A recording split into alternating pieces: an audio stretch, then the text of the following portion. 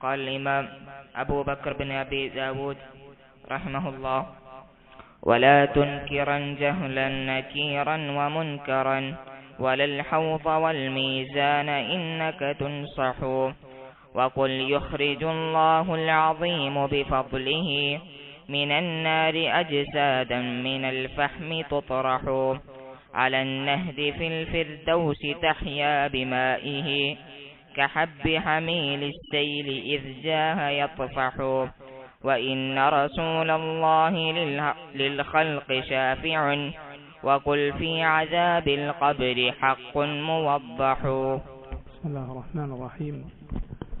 الحمد لله رب العالمين، وأشهد أن لا إله إلا الله وحده لا شريك له، وأشهد أن محمدا عبده ورسوله صلى الله وسلم عليه وعلى آله وأصحابه أجمعين. اللهم اغفر لنا ذنبنا كله، دقه وجله وأوله وآخره وعلانيته وسره. اللهم أصلح لنا شأننا كله ولا تكلنا إلى أنفسنا طرفة عين. اللهم انفعنا بما علمتنا وعلمنا ما ينفعنا وزدنا علما. أما بعد. സഹോദരങ്ങളെ, പ്രിയമുള്ള വിദ്യാർത്ഥികളെ, ഇമാം അബൂബക്കർ ബിൻ അബി ദാവൂദ് റഹിമഹുല്ലാ അദ്ദേഹത്തിൻ്റെ ഹായിയ എന്ന കവിതയിലെ പരലോകവുമായി ബന്ധപ്പെട്ട വിശ്വാസം, അതിലെ ഏറെ പ്രധാനപ്പെട്ട ചില രംഗങ്ങൾ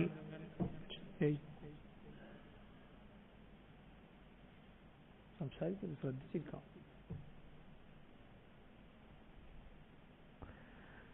പരലോകവുമായി ബന്ധപ്പെട്ട നമ്മുടെ വിശ്വാസത്തിലെ പ്രധാനപ്പെട്ട ചില രംഗങ്ങൾ വിശദീകരിക്കുന്ന ഭാഗമാണിത്. നോക്കൂ, ആദ്യത്തെ വരി ഇങ്ങനെയാണ്: വലാ തുൻകിറൻ ജഹ്ലൻ നകീറൻ വമുൻകറൻ വലൽ ഹൗദ വൽ മീസാന ഇന്നക തുൻസഹു. വലാ തുൻകിറൻ, നീ നിഷേധിക്കരുത്, ജഹ്ലൻ അറിവില്ലാതെ, നകീറൻ വമുൻകറൻ, മുൻകർ നകീർ എന്നീ രണ്ട് മലക്കുകളുടെ കാര്യം നിഷേധിച്ചു പോകരുത്. വലൽ ഹൗദ, പരലോകത്ത് റസൂലുള്ളാഹി സ്വല്ലല്ലാഹി അലൈഹി വസല്ലമക്ക് നൽകപ്പെടുന്ന ഹൗദിനെ നിഷേധിക്കരുത്. വൽ മീസാൻ, അന്ത്യനാളിലെ തുലാസിനെ നിഷേധിക്കരുത്. ഇന്നക തുൻസഹു, ഇത് നിനക്ക് നസീഹത്തായി നൽകപ്പെടുന്ന കാര്യമാണ്. നോക്കൂ, യൗമുൽ ആഖിർ അഥവാ അന്ത്യദിനം, അതിലുള്ള വിശ്വാസം നമ്മുടെ ഈമാനിന്റെ അടിത്തറകളിൽ ഒന്നാണ്. ഉസൂലുൽ ഈമാൻ, അതിന്റെ ഭാഗമാണ് എന്ത്? അൽ ഈമാനു ബിൽ യൗമിൽ ആഖിർ, പരലോകത്തിലുള്ള അന്ത്യദിനത്തിലുള്ള വിശ്വാസം. എന്താണ് ഈ പരലോക വിശ്വാസം എന്ന് പറഞ്ഞാൽ? പരലോക വിശ്വാസം എന്നാൽ ഒരു മനുഷ്യൻ മരണപ്പെട്ടതു മുതൽ എന്തെല്ലാം സംഭവിക്കുമെന്ന് ഖുർആനിലും സുന്നത്തിലും വന്നുവോ അതിലെല്ലാം വിശ്വസിക്കുക പരലോക വിശ്വാസത്തിന്റെ ഭാഗമാണ്. വളരെ ശ്രദ്ധിക്കുക ഇക്കാര്യം. ഒരു മനുഷ്യൻ മരണപ്പെട്ടതു മുതൽ എന്തെല്ലാം, ഒരാളുടെ മരണം മുതൽ എന്തെല്ലാം സംഭവിക്കുമെന്ന് ഖുർആനിലും സുന്നത്തിലും വന്നുവോ അതിലെല്ലാം വിശ്വസിക്കുക പരലോക വിശ്വാസത്തിന്റെ ഭാഗമാണ്. പരലോക വിശ്വാസത്തിന്റെ ഭാഗമാണ് മരണത്തോടെ ഒരാൾക്ക് സംഭവിക്കുന്ന കാര്യങ്ങൾ, അഥവാ മലക്കുൽ മൗത്ത് വരുന്നതും അയാളുടെ റൂഹ് പിടിക്കുന്നതും, ശേഷം ബർസഖിലെ അഥവാ ഖബർ ജീവിതത്തിലെ പരീക്ഷണവും അവിടെയുള്ള രക്ഷാശിക്ഷകളും എല്ലാം. അത് കഴിഞ്ഞ് നാളെ പരലോകത്ത് അറസാത്തുൽ ഖിയാമ, മഹ്ശറിൽ ആളുകളെ അള്ളാഹു ഒരുമിച്ച് കൂട്ടിയാൽ അവിടെ നടക്കുന്ന കാര്യങ്ങൾ, ബഅസ്, അവിടെ ഉയർത്തെഴുന്നേറ്റു വരിക, അവിടെ കർമ്മങ്ങളുടെ ഏടുകൾ ആളുകൾക്ക് നൽകപ്പെടുക, അതുപോലെ മീസാൻ, തുലാസ് സ്ഥാപിക്കപ്പെടുക, ഹിസാബ്, അള്ളാഹുവിന്റെ വിചാരണ നടക്കുക, സിറാത്തിലൂടെ നരകത്തിനു മേലെയുള്ള പാലത്തിലൂടെ കടന്നു പോവുക. ഈ അന്ത്യനാളിലെ ഈ രംഗങ്ങളെല്ലാം പരലോക വിശ്വാസത്തിന്റെ ഭാഗമാണ്. അതിനുശേഷം പിന്നെ എന്താണ്? സ്വർഗവും നരകവും, ജന്നത്തു അന്നാർ, പരലോക വിശ്വാസത്തിന്റെ ഭാഗമാണ്. ബർസഖിലെ ജീവിതം, ഖിയാമത്ത് നാളിലെ രംഗങ്ങൾ, അതുപോലെ സ്വർഗവും നരകവും. ബർസഖിലെ ജീവിതം, ഖിയാമത്ത് നാളിലെ രംഗങ്ങൾ, സ്വർഗവും നരകവും പരലോക വിശ്വാസത്തിന്റെ ഭാഗമാണ്. ഇതിൽ ഈ വരികളിൽ ഷെയ്ഖ് റഹിമഹുല്ലാഹ് വളരെ പ്രധാനപ്പെട്ട ചില കാര്യങ്ങൾ വളരെ ചുരുങ്ങിയ രൂപത്തിൽ പറഞ്ഞുപോയി എന്ന് മാത്രം. അതിലൊന്നാണ് ഖബറിലെ പരീക്ഷണം. മുൻകർ, നക്കീർ എന്നീ മലക്കുകളുടെ കാര്യം പറഞ്ഞപ്പോൾ അതാണ് ഉദ്ദേശിക്കുന്നത്. മുൻകർ, നക്കീർ എന്നീ രണ്ട് മലക്കുകൾ, ആ രണ്ട് പേരുകൾ അത് ഒരാൾക്ക് പ്രയാസം ഉണ്ടാക്കുന്ന കാര്യത്തെ സൂചിപ്പിക്കുന്ന പേരുകളാണ്. അതുകൊണ്ട് ചിലർ പറഞ്ഞു മുൻകർ, നക്കീർ എന്ന മലക്കുകൾ പറയാൻ പാടില്ല, കാരണം അത് മലക്കുകളെ ചീത്ത വിളിക്കാനാണ്. കാരണം മുൻകർ, നക്കീർ ഇത് രണ്ടും ഒരാൾക്ക് പ്രയാസമുണ്ടാകുന്ന, വെറുപ്പുണ്ടാകുന്ന കാര്യങ്ങളെ സൂചിപ്പിക്കുന്ന പേരുകളാണ്. പക്ഷേ അത് രണ്ട് പേരുകൾ പറയുക എന്നത് മലക്കുകളെ ചീത്ത പറയലല്ല, മറിച്ച് അത് റസൂലുള്ളാഹി സ്വല്ലല്ലാഹു അലൈഹി വസല്ലം പഠിപ്പിച്ച പേരുകളാണ്. അത് ഖബറാളിക്ക് പ്രയാസമുണ്ടാകുന്ന രൂപത്തിലാണ് അള്ളാഹു ആ മലക്കുകൾ നിശ്ചയിച്ചിട്ടുള്ളത്. കാരണം ഖബറിലെ പരീക്ഷണം എന്നത് ഭീതിജനകമാണ്, അവനെ ഭീതിപ്പെടുത്തുന്ന രൂപത്തിലാണ് അള്ളാഹു പരീക്ഷണം നിശ്ചയിച്ചിട്ടുള്ളത്. ആരാണ് മുൻകറും നക്കീറും? മുൻകറും നക്കീറും ഖബറിൽ ഒരാൾ ഖബറടക്കപ്പെട്ടാൽ അവനെ ചോദ്യം ചെയ്യാൻ വേണ്ടി വരുന്ന രണ്ട് മലക്കുകളാണ്. റസൂലുള്ളാഹി സ്വല്ലല്ലാഹു അലൈഹി വസല്ലം ഹദീസുകളിൽ നമുക്ക് കാണാം ആ മലക്കുകളുടെ വിശേഷണമായി അസ്വദാനി അസ്റഖാൻ, കറുകറുത്ത നിറമുള്ള നീല കണ്ണുകളുള്ള മലക്കുകളാണ്. നോക്കൂ, ആ രൂപം തന്നെ അങ്ങേയറ്റം ഭയപ്പെടുത്തുന്നതാണ്. അൽ ബറാ ഇബ്നു ആസിബ് റളിയല്ലാഹു അൻഹു എന്ന മഹാനായ സഹാബി ഉദ്ധരിക്കുന്ന ദീർഘമായ ഒരു ഹദീസ് നമുക്ക് കാണാം.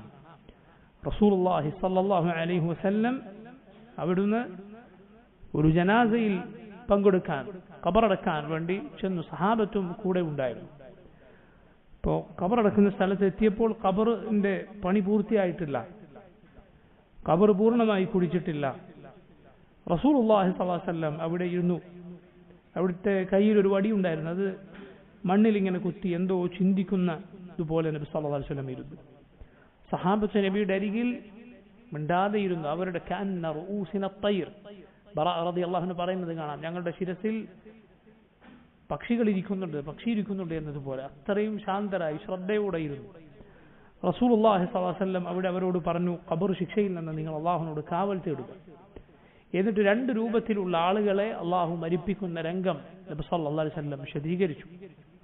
നല്ല ഒരാളാണോ എങ്കിൽ അവന്റെ മരണത്തിന്റെ സമയമെത്തിയാൽ വെളുത്ത നിറമുള്ള, കണ്ടാൽ സന്തോഷം തോന്നുന്ന മലായിക്കത്ത് വരും.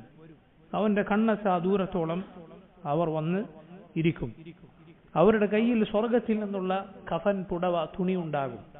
സ്വർഗത്തിൽ നിന്നുള്ള സുഗന്ധമുണ്ടാകും. അങ്ങനെ അവരുടെ നേതാവായ മലക്കുൽ മൗത്ത്, മരണത്തിന്റെ മലക്ക് വരികയായി. ഇദ്ദേഹത്തിന്റെ റൂഹിനെ മലക്കുൽ മൗത്ത് ഏറ്റെടുക്കും. ആ റൂഹിനോട് പുറത്തേക്ക് വരാൻ പറയും, നല്ല ആത്മാവേ ഒരു പുറത്തേക്ക്, അയ്യത്തുഹ റൂഹ് തയ്യിബ, പുറത്തേക്ക് വരിക എന്ന് പറയും. അപ്പോൾ എങ്ങനെയാണ് ഒരു പാത്രത്തിന്റെ വായിലൂടെ, ഒരു കൂജയുടെ വായിലൂടെ വെള്ളം പുറത്തേക്ക് വരുന്നത്? അത്രയും സൗമ്യമായ രൂപത്തിൽ, ഒരു പ്രയാസവുമില്ലാതെ അദ്ദേഹത്തിന്റെ റൂഹ് പുറത്തേക്ക് വരും. അതേറ്റെടുത്തു കഴിഞ്ഞാൽ മലക്കുൽ മൗത്തിന്റെ കയ്യിൽ ഒരു കണ്ണിമ വെട്ടുന്ന നേരത്തേക്ക് പോലും ആ റൂഹ് ഉണ്ടാവുകയില്ല. ബാക്കിയുള്ള മലക്കുകൾ അത് ഏറ്റുവാങ്ങും.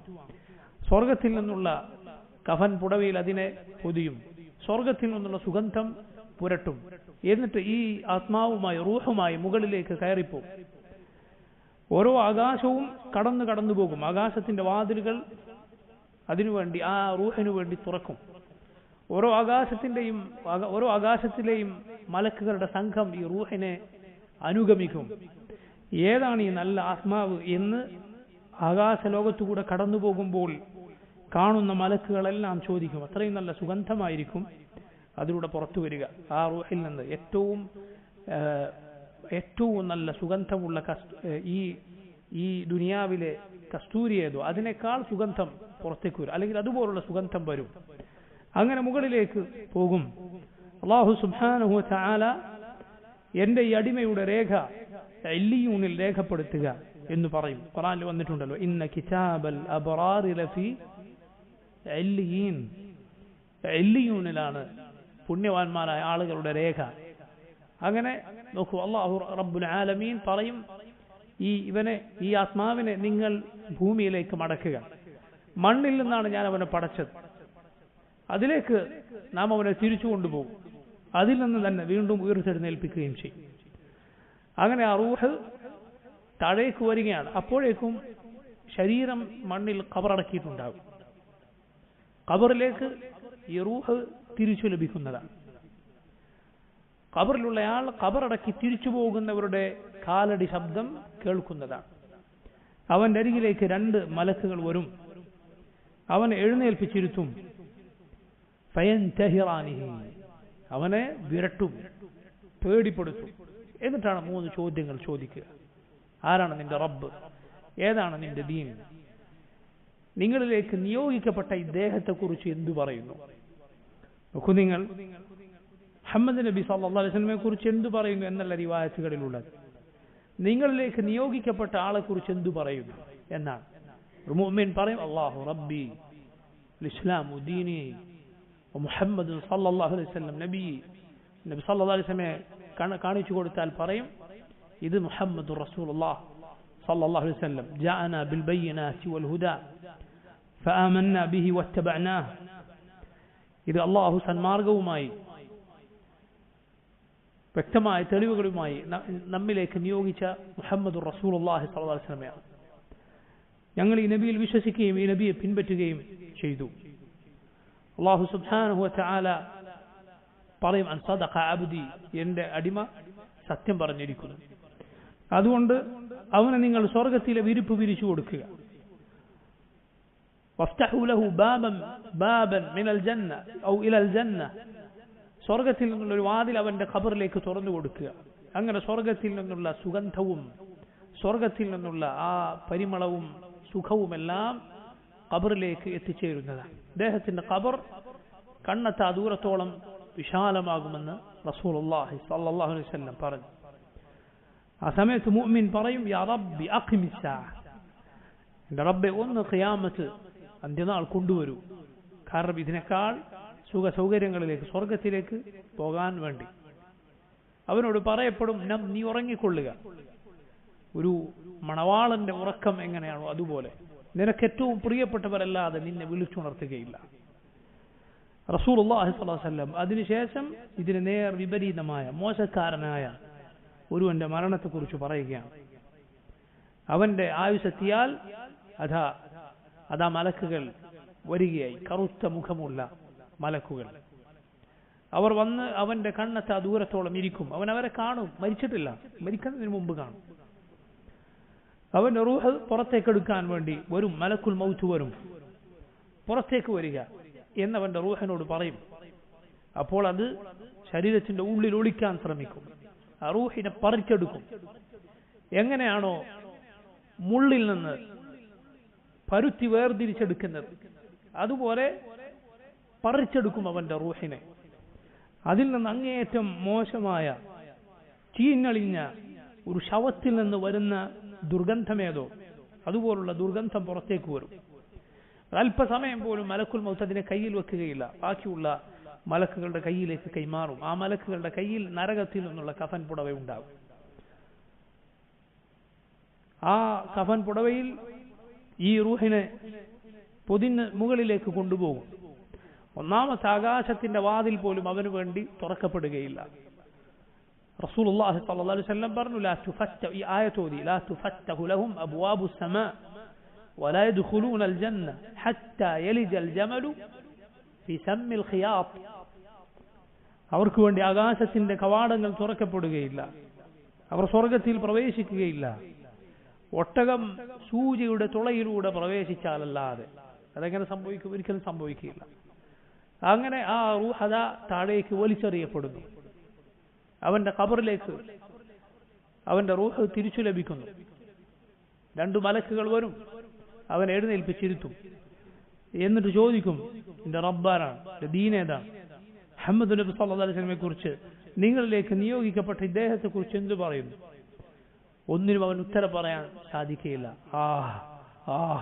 എന്നിങ്ങനെ അവൻ അട്ടഹസിക്കുമെന്ന് റസൂലുള്ളാഹി സ്വല്ലല്ലാഹു അലൈഹി വസല്ലം പറഞ്ഞിരിക്കുന്നു. നോക്കൂ, അവന് അതിനുശേഷം ഖബറിൽ ശിക്ഷിക്കപ്പെടുകയാണ്. അവന്റെ രേഖ സിജ്ജീനിൽ രേഖപ്പെടുത്തപ്പെടും. നരകത്തിൽ നിന്നുള്ളൊരു കവാടം അവന്റെ ഖബറിലേക്ക് തുറക്കപ്പെടും. നരകത്തിലെ തീയും ചൂടുമെല്ലാം അവന്റെ ഖബറിലെത്തും. അവന്റെ ഖബർ അവനെയും കൊണ്ട് ഇടുങ്ങും. അവനെ ഞെരുക്കി കളയും. അവന്റെ നെഞ്ചിലെ വാരിയല്ലുകൾ പരസ്പരം കോർത്തുപോകുമാറും ഖബറിൽ അവൻ ഇടുക്കപ്പെടും. സുബ്ഹാനല്ലാഹ്, സല്ലല്ലാഹു അലൈഹി വസല്ലം, അല്ലാഹു നമ്മെ കാത്തുരക്ഷിക്കുമാറാകട്ടെ. അതിനുശേഷം റസൂലുള്ളാഹി സ്വല്ലല്ലാഹു അലൈഹി വസല്ലം പറഞ്ഞു, അവനെ ശിക്ഷിക്കാൻ ഒരു ദണ്ഡുമായി കണ്ണു കാണാത്ത, ചെവി കേൾക്കാത്ത, സംസാരിക്കാത്ത ഒരു പടപ്പിനെ ഖബറിൽ നിശ്ചയിക്കപ്പെടും. അവനെ ആ ദണ്ഡ് കൊണ്ട് അടിക്കും. അപ്പോൾ അവൻ പൊടിപൊടിയായി തീരും. വീണ്ടും അവൻ കൂട്ടിയോജിപ്പിക്കപ്പെടും, വീണ്ടും ശിക്ഷിക്കപ്പെടും. നോക്കൂ, ഇങ്ങനെ അവന്റെ ശിക്ഷ തുടരും. അവൻ പറയും, റബ്ബി ലാ തുഖിമിസ്സ, അല്ലാഹുവേ ഒരിക്കലും നീ ഖിയാമത്ത് കൊണ്ടുവരല്ലേ എന്നവൻ വിലപിക്കും. കാരണം ഇനി പോകാനുള്ളത് ഇതിനേക്കാൾ കടുത്ത ശിക്ഷയിലേക്കാണ്. നോക്കൂ നിങ്ങൾ, ഇതുകൊണ്ടാണ് ഉസ്മാൻ ബിൻ അഫ്ഫാൻ റളിയല്ലാഹു അൻഹു ഖബർ കണ്ടാൽ അദ്ദേഹം തന്റെ താടിരോമങ്ങൾ നനയുമാറ് കരയുമായിരുന്നു. അദ്ദേഹത്തോട് ചോദിച്ചു, സ്വർഗ നരകങ്ങളെ കുറിച്ച് പറയപ്പെടാറുണ്ട് നിങ്ങളുടെ അരികിൽ, പക്ഷെ ഇങ്ങനെ നിങ്ങൾ കരാറില്ല. ഉസ്മാൻ റളിയല്ലാഹു അൻഹു പറഞ്ഞു, നബി സല്ലല്ലാഹു അലൈഹി വസല്ലം പറഞ്ഞിട്ടുണ്ട്, ഇന്നൽ ഖബ്റ അവ്വലു മൻസിലിൻ മിൻ മനാസിലിൽ ആഖിറ. ഖബർ അത് പരലോകത്തേക്കുള്ള യാത്രയിൽ ഇറങ്ങാനുള്ള ഇടത്താവളങ്ങളിൽ ഒന്നാമത്തെ ഇടത്താവളമാണ്. അവിടെ രക്ഷപ്പെട്ടാൽ ബാക്കിയുള്ളത് അതിനേക്കാൾ എളുപ്പമായിരിക്കും. അവിടെ കാര്യം മോശമായാൽ പിന്നീട് അങ്ങോട്ട് അതിനേക്കാൾ മോശമായിരിക്കും. നോക്കൂ, ഈ ഖബർ എന്ന് പറയുന്നത് ഓരോരുത്തർക്കും അനുഭവിക്കാനുള്ള അനുഭവമാണ്. എനിക്കും നിങ്ങൾക്കുമെല്ലാം അള്ളാഹു റൂഹ് ഊതിയിട്ടുണ്ടോ? മരണം എല്ലാവർക്കുമുണ്ട്, അള്ളാഹു വിധിച്ചിട്ടുള്ളതാണ്. റബ്ബ് സുബ്ഹാനഹു വ തആല മരണം വിധിച്ചിട്ടുണ്ട്. ഈ ഖബറിലെ അനുഭവം സകലർക്കുമുള്ളതാണ്. അവൻ ഖബറടക്കപ്പെട്ടാലും ശരി, അവൻ കത്തിച്ചാമ്പലായി ചാരമായാലും ശരി, അവനെ വന്യമൃഗങ്ങൾ ഭക്ഷിച്ചാലും ശരി, അവനെ മത്സ്യങ്ങൾ കടിച്ചാലും ശരി, അവൻ പൊടിപൊടിയായി പാറിപ്പോയാലും കഷ്ണം കഷ്ണമായി എങ്ങെന്നറിയാതെ പോയാലും ശരി, ഈ അനുഭവങ്ങൾ അള്ളാഹു അവന് നൽകുന്നതാണ്. ഒരു സംശയവുമില്ല. അല്ലാഹു അലാ കുല്ലി ഷൈഇൻ ഖദീർ. ഇതെല്ലാം ഗൈബിയായ കാര്യമാണ്, ഗൈബിയായ കാര്യമാണ്. അതല്ലാതെ ഖബർ നമ്മൾ തുറന്നു നോക്കിയാൽ ഇത് കാണുകയില്ല. ഇത് കണ്ടാൽ പിന്നെ നമ്മുടെ വിശ്വാസത്തിന് എന്ത് പ്രസക്തിയാണുള്ളത്? കാണാതെ നീ വിശ്വസിച്ചാലാണ് നിന്റെ വിശ്വാസം ശരിയാവുക. ചില വിവരദോഷികൾ ചോദിക്കുന്നു, ചില വിഡ്ഢികൾ ചോദിക്കുന്നു, സ്വർഗത്തിൽ നിങ്ങൾ അങ്ങനെയാക്കാം ഇങ്ങനെയാക്കാം എന്ന് പറയും. ഇവിടെ അത് ചെയ്ത് കാണിച്ചതാ, എങ്ങനെ ഞങ്ങൾ വിശ്വസിക്കാം എന്ന് ചില വിവരദോഷികൾ പറയുന്നു. ലോകം ചുറ്റി വന്നാൽ വിവരമുണ്ടാകണമെന്നില്ല. ചില വിവരദോഷികൾ പറയുകയാണ്, പിന്നെ വിശ്വാസത്തിന് എന്ത് പ്രസക്തിയാണുള്ളത്? എല്ലാം നിനക്കിവിടെ കണ്ണിൽ കാണിച്ചു തന്നാൽ നീ ആവശ്യപ്പെട്ടതനുസരിച്ച് അല്ലാഹു റബ്ബുൽ ആലമീൻ അവനിവിടെ അവന്റെ വിധി നിശ്ചയിക്കണമെന്ന് നീ ആരാണ് ചോദിക്കാൻ? അല്ലാഹു സുബ്ഹാനഹു വ തആല അവനിങ്ങനെയാണ് നിശ്ചയിച്ചിട്ടുള്ളത്. ഈ ലോകത്ത് വിശ്വസിക്കുന്നവൻ ആരാണ്, നിന്നെ പോലെ നിഷേധിക്കുന്നവൻ ആരാണ് എന്ന് വേർതിരിക്കാൻ അല്ലാഹു റബ്ബുൽ ആലമീൻ ദുനിയാവ് നിശ്ചയിച്ചിരിക്കുന്നു. പരലോകം അല്ലാഹു റബ്ബുൽ ആലമീൻ നമ്മുടെ കണ്ണിൽ നിന്ന് മറച്ചിരിക്കുന്നു. റസൂലുള്ളാഹി സ്വല്ലല്ലാഹു അലൈഹി വസല്ലമക്ക് മസ്ജിദിലെ ചുമരിന് മുന്നിൽ സ്വർഗം കാണിക്കപ്പെട്ടു. അപ്പോൾ നബി മുന്നോട്ട് പോയി. നരകം കാണിക്കപ്പെട്ടു. റസൂലുള്ളാഹി സ്വല്ലല്ലാഹു അലൈഹി വസല്ലം പിന്നോട്ട് മാറി. നബി സല്ലല്ലാഹു അലൈഹി വസല്ലം പറഞ്ഞു, സ്വർഗം എനിക്ക് മുന്നിൽ പ്രദർശിപ്പിക്കപ്പെട്ടു. അതിലെ ഒരു പഴം, അത് പറിച്ചെടുക്കാൻ ഞാൻ എൻ്റെ കൈകൾ നീട്ടി. ഞാനെങ്ങാനും അത് പറിച്ചിരുന്നുവെങ്കിൽ ലഅകൽതും മാ ബഖിയത്തിദ് ദുനിയ, ദുനിയാവ് അവസാനിക്കുവോളം നിങ്ങൾക്ക് അതിൽ നിന്ന് തിന്നാൻ സാധിച്ചാൽ. റസൂലുള്ളാഹി സ്വല്ലല്ലാഹു അലൈഹി വസല്ലം പറയുകയാണ്. പക്ഷെ അല്ലാഹു അത് ഈ ദുനിയാവിൽ തന്നിട്ടില്ല. കാരണം അത് ഗൈബായി അല്ലാഹു റബ്ബുൽ ആലമീൻ നിശ്ചയിച്ചിരിക്കുന്നു. എങ്കിലാണ് മുഅ്മിൻ അവന്റെ ഈമാൻ വേർതിരിയുന്നത്, കാഫിറിന്റെ കുഫർ വേർതിരിയുന്നത്. ഇങ്ങനെ അല്ലാഹു റബ്ബുൽ ആലമീൻ നിശ്ചയിച്ചിരിക്കുന്നു. ഇതിൽ വിശ്വസിക്കുക നിർബന്ധമാണ്. ഇതിലാദ്യം പറഞ്ഞ ചോദ്യം നോക്കൂ, അത് എല്ലാവർക്കും ഉള്ളതാണ്. ആ ചോദ്യങ്ങൾ, അതാണ് ഫിത്നത്തുൽ ഖബർ. ആ ചോദ്യത്തിനു ശേഷം ഒന്നുകിൽ ഒരുവന് ഖബറിൽ രക്ഷയാണ്, അല്ലെങ്കിൽ ശിക്ഷയാണ്. അതാണ് അദാബുൽ ഖബർ അല്ലെങ്കിൽ നഈമുൽ ഖബർ. ശ്രദ്ധിക്കുക, ഖബറിലെ ഫിത്നയുണ്ട്, ഖബറിലെ പരീക്ഷണമുണ്ട്. അതെല്ലാവർക്കും ഉള്ളതാണ്, പൊതുവെ എല്ലാവർക്കും ഉള്ളതാണ്. അതിൽ നിന്ന് ഒഴിവാക്കപ്പെടുന്ന ചില ആളുകളുണ്ട്. ഷഹീദുകൾക്ക് ആ ഫിത്ന പരീക്ഷണം ഉണ്ടാവുകയില്ല. അള്ളാഹുവിന്റെ മാർഗത്തിൽ ഉള്ള യുദ്ധത്തിൽ കൊല്ലപ്പെട്ടവർക്ക് അത് ഉണ്ടാവുകയില്ല എന്ന് ഹദീസുകളിൽ വന്നിട്ടുണ്ട്. നബി സല്ലല്ലാഹു അലൈഹി വസല്ലമയെ കുറിച്ച് അതേക്കുറിച്ച് ചോദിച്ചപ്പോൾ നബി പറഞ്ഞു, കഫാ ബിബാരിഖത്തി സൈഫി അലാ റഅസിഹി ഫിത്ന. അവന്റെ തലക്ക് മുകളിൽ മിന്നിമറഞ്ഞ വാൾത്തലപ്പ് തന്നെ മതി അവന് പരീക്ഷണമായി. കാരണം ആ വലിയ പരീക്ഷണം കഴിഞ്ഞിട്ടാണ് ആൾ ഷഹീദായത്. അതുപോലെ അള്ളാഹുവിന്റെ അംബിയ അവർ ആ ഫിത്നയിൽ നിന്ന് ഒഴിവാക്കപ്പെടുന്നവരാണ് എന്ന് പണ്ഡിതന്മാർ വിശദീകരിച്ചത് കാണാം. അതുപോലെ ചില ഹദീസുകളിൽ വെള്ളിയാഴ്ച മരണപ്പെടുന്ന അല്ലെങ്കിൽ വെള്ളിയാഴ്ച രാത്രി മരണപ്പെടുന്നവർക്ക് ഈ ഫിത്ന അള്ളാഹു അതിൽ ഇളവ് നൽകുമെന്ന് വന്നിട്ടുണ്ട്. അങ്ങനെ മരണപ്പെടുന്ന മുഅ്മിനീങ്ങളുടെ കാര്യമാണ് ഈ പറയുന്നത്. അപ്പൊ നോക്കൂ, അതല്ലെങ്കിൽ എല്ലാവർക്കും ഉള്ളതാണ് ഫിത്ന, പരീക്ഷണം എന്ന് പറയുന്നത്, ഖബറിലെ പരീക്ഷണം. ആ പരീക്ഷണത്തിൽ മുഅ്മിനുകൾ വിജയിക്കും. അവരുടെ ഖബർ റൗദത്തുൻ മിൻ റിയാദിൽ ജന്ന, സ്വർഗ്ഗത്തോപ്പുകളിൽ ഒരു തോപ്പായിരിക്കും. അല്ലാത്തവരുടെ ഖബർ ഹുഫറത്തുൻ മിൻ ഹുഫറിൻ നാർ, നരകക്കുണ്ടാരങ്ങളിൽ ഒരു കുഴിയായിരിക്കും, ഒരു നരകക്കുഴിയായിരിക്കും ഖബർ. അപ്പൊ നോക്കൂ, നമ്മുടെ മുന്നിൽ കാണുന്ന ഖബർസ്ഥാനിലെ ഖബറുകൾ ഓരോന്നും ഒന്നുകിൽ അത് ഒരു സ്വർഗ്ഗത്തോപ്പാണ്, അല്ലെങ്കിൽ അത് നരകത്തിൽ ഒരു കുഴിയാണ്. സുബ്ഹാനല്ലാഹ്. അതുകൊണ്ട് ഖബർ സന്ദർശിക്കുക എന്നത് നമ്മുടെ ഹൃദയത്തിന് നൈർമല്യം നൽകുന്ന, നമ്മുടെ ഈമാൻ വർദ്ധിക്കാൻ കാരണമാകുന്ന, ദുനിയാവിനെ കുറിച്ചുള്ള ചിന്തയും മറ്റും കുറയാൻ, മനസ്സ് നന്നാകാൻ കാരണമാകുന്ന കാര്യമാണ്. ഖബർ സന്ദർശനം സുന്നത്താണ്. റസൂലുള്ളാഹി സ്വല്ലല്ലാഹു അലൈഹി വസല്ലം പറഞ്ഞു, കുൻതു നഹൈതുകും അൻ സിയാറത്തിൽ ഖുബൂർ അലാ ഫസൂറുഹാ ഫഇന്നഹാ തുദക്കിറുകുമുൽ ആഖിറ. ഖബറുകൾ സന്ദർശിക്കുന്നത് ഞാൻ നിങ്ങളോട് വിലക്കിയിരുന്നു. അലാ ഫസൂറുഹാ, ഖബറുകൾ സന്ദർശിക്കുക, അത് നിങ്ങൾക്ക് പരലോക ചിന്ത ഉണ്ടാക്കും. അത് പ്രത്യേക ദിവസമൊന്നുമില്ല. വെള്ളിയാഴ്ച ഖബർ സിയാറത്ത്, പെരുന്നാളിന് ഖബർ സിയാറത്ത് ഇല്ല. അങ്ങനെ പ്രത്യേക ദിവസം നിശ്ചയിക്കരുത്. നബി സല്ലല്ലാഹു അലൈഹി വസല്ലം നിശ്ചയിക്കാത്ത പ്രത്യേകതകൾ ഇബാദത്തുകൾക്ക് നൽകരുത്. അതല്ലാതെ ഏത് സമയത്തായിക്കോട്ടെ ഖബറുകൾ സന്ദർശിക്കാൻ ചെല്ലുക. കെട്ടിയുയർത്തിയ മഖബറകളല്ല, മറിച്ച് സാധാരണ ഖബറുകൾ, ഖബർസ്ഥാൻ, അത് സന്ദർശിക്കുക, പരലോക ചിന്ത ഉണ്ടാക്കും. എത്രത്തോളം സുബ്ഹാനല്ലാഹ്, കുഫാറുകളായ ആളുകളുടെ ഖബറുകൾ പോലും, ഖബറുകൾ ആരുടേതായാലും സന്ദർശിക്കുക എന്നത് നമുക്ക് ഈ ചിന്ത ഉണ്ടാക്കും. പക്ഷേ മുസ്ലിമീങ്ങളല്ലാത്തവർക്ക് വേണ്ടി, അങ്ങനെ മരണപ്പെട്ടവർക്ക് വേണ്ടി പാപമോചനത്തിനോ റഹ്മത്തിനോ വേണ്ടി പ്രാർത്ഥിക്കാൻ പാടില്ല. പക്ഷെ ഖബർ സന്ദർശിച്ചാൽ ഈ ഫലം, അഥവാ നമ്മുടെ ഹൃദയത്തിന് അതുകൊണ്ട് സൽഫലം ഉണ്ടാകും, നല്ല മാറ്റം ഹൃദയത്തിനുണ്ടാകും, ഈമാൻ വർദ്ധിക്കാൻ കാരണമാകും, ദുനിയാവിന്റെ ചിന്തകളും ഹൃദയത്തിന്റെ കാഠിന്യവുമെല്ലാം ഇല്ലാതാകാൻ കാരണമാകുമെന്ന് ഏത് ഖബറിനും ഉള്ള, ഏത് ഖബർ സന്ദർശനത്തിനുമുള്ള പ്രത്യേകതയാണ്. അപ്പൊ നോക്കൂ, ഈ ഖബർ ജീവിതം നമുക്ക് ഓരോരുത്തർക്കും വരാനുള്ളതാണ്. നോക്കൂ, അതിൽ അദാബുൽ ഖബറിനെ കുറിച്ചും അതുപോലെ ഖബറിലെ പരീക്ഷണത്തെക്കുറിച്ചും രണ്ടും ഈ വരികളിൽ, നമ്മൾ ഈ കേട്ട വരികളിൽ ഉണ്ട്. നബി സല്ലല്ലാഹു അലൈഹി വസല്ലം പറഞ്ഞിട്ടുണ്ട്, അദാബുൽ ഖബ്ർ ഹഖ്ഖുൻ, ഖബറിലെ ശിക്ഷ സത്യമാണ്. ഖുർആനിൽ ഖബർ ശിക്ഷയെക്കുറിച്ച് പരാമർശമുണ്ട്.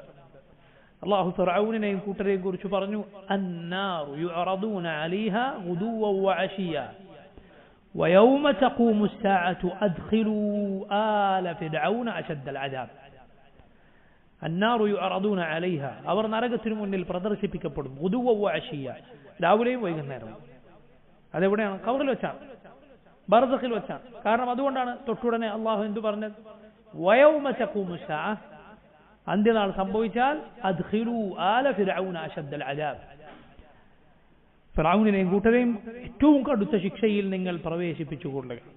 അപ്പൊ നോക്കൂ, കുഫാറുകൾക്ക് ഖിയാമത്ത് നാൾ വരെ ഖബറുകളിലെ ശിക്ഷ ഉണ്ടാകും. അതുപോലെ ഖബർ ശിക്ഷ ചിലപ്പോൾ ചില കാലം വരെ ഉണ്ടാവുകയും പിന്നെ അത് ഇല്ലാതായി തീരുകയും ചെയ്യുന്ന ആളുകളുണ്ടാകും. രണ്ട് കാഹളമൂത്തുകൾക്കിടയിൽ ഖബറാളികൾക്ക് ഒരു മയക്കം അല്ലാഹു നൽകുമെന്ന് ചില ആയത്തുകളുടെ തഫ്സീറുകളിൽ മുൻഗാമികൾ പറഞ്ഞത് കാണാം. അതുകൊണ്ടാണ് ഖബറുകളിൽ നിന്ന് എഴുന്നേറ്റ് വരുമ്പോൾ അവരെന്തു പറയുന്നത്, ഖാലു യാ വൈലന മൻ ബഅസന മിൻ മർഖദിന, ആരാണ് ഞങ്ങളുടെ ഉറക്കത്തിൽ നിന്ന് ഞങ്ങളെ ഉണർത്തിയത് എന്ന് പറയുന്നത് അതുകൊണ്ടാണ്. ചില ആളുകൾ ഖബർ ശിക്ഷയെ നിഷേധിക്കുന്ന ആളുകൾ പറയും, നോക്കൂ, ഉറക്കത്തിൽ നിന്ന് എങ്ങനെയാണ് എഴുന്നേൽപ്പിച്ചത്, ആരാണ് എഴുന്നേൽപ്പിച്ചത് എന്നാണ് അവർ ചോദിക്കുന്നത്. ഖബർ ശിക്ഷ ഇല്ല, അത് ഖുർആനിലില്ല, ഹദീസിലില്ല, എന്ന് ഖുർആനിലില്ല, ഹദീസിൽ വന്നതുകൊണ്ട് നിങ്ങൾ സ്വീകരിക്കുകയില്ല എന്ന് ചിലർ പറയുന്നത് കാണാം. അത് വഴിപിഴച്ച വിശ്വാസമാണ്. അത് ഖുർആനും അവന് മനസ്സിലായിട്ടില്ല, നബി സല്ലല്ലാഹു അലൈഹി വസല്ലം ഹദീസും മനസ്സിലായിട്ടില്ല. ഖുർആനിലും അതുപോലെ ധാരാളക്കണക്കിന് റസൂലുള്ളാഹി സ്വല്ലല്ലാഹു അലൈഹി വസല്ലം ഹദീസുകളിൽ വന്നിട്ടുള്ള കാര്യമാണ്. നബി സല്ലല്ലാഹു അലൈഹി വസല്ലം ഓരോ നിസ്കാരവും ഓരോ ഫർദായ നിസ്കാരവും ഈ 4 കാര്യങ്ങളിൽ നിന്ന് കാവൽ തേടിയിട്ടല്ലാതെ സലാം വിട്ടാറുണ്ടായിരുന്നില്ല. ഏതൊക്കെയാണ് 4 കാര്യങ്ങൾ? നരക ശിക്ഷ, ഖബർ ശിക്ഷ, ജീവിതത്തിന്റെയും മരണത്തിന്റെയും പരീക്ഷണം, അതുപോലെ മസീഹുദ് ദജ്ജാലിന്റെ പരീക്ഷണം. ഈ 4 കാര്യങ്ങളിൽ നിന്ന് കാവൽ തേടിയിട്ടാണ് റസൂലുള്ളാഹി സ്വല്ലല്ലാഹു അലൈഹി വസല്ലം നിസ്കാരങ്ങളിൽ നിന്ന് സലാം വീട്ടിയിരുന്നത്. ഇത് നമ്മൾ ശ്രദ്ധിക്കണം. ഖബറിൽ ശിക്ഷിക്കപ്പെടാൻ കാരണമാകുന്ന തിന്മകൾ എന്താണ്? പൊതുവെ തിന്മകൾ അത് ഖബർ ശിക്ഷയ്ക്ക് കാരണമാകുമെന്ന് മനസ്സിലാക്കുക. എന്നാൽ ചില തിന്മകൾ പ്രത്യേകമായി ഖബറിൽ ശിക്ഷിക്കപ്പെടാൻ കാരണമാകുമെന്ന് വന്നിട്ടുണ്ട്. അതിലൊന്നാണ് മൂത്രമൊഴിക്കുമ്പോൾ അതിലെ ശുദ്ധീകരണം ശ്രദ്ധിക്കാതിരിക്കുക എന്നത്. വസ്ത്രത്തിലോ ശരീരത്തിലോ തെറിക്കുന്നത് ശ്രദ്ധിക്കാതിരിക്കുക. അതുപോലെ അതിനുശേഷം ശരിക്ക് വൃത്തിയാക്കാതിരിക്കുക. അത് ഖബർ ശിക്ഷക്ക് കാരണമാകുന്ന തിന്മയാണ്.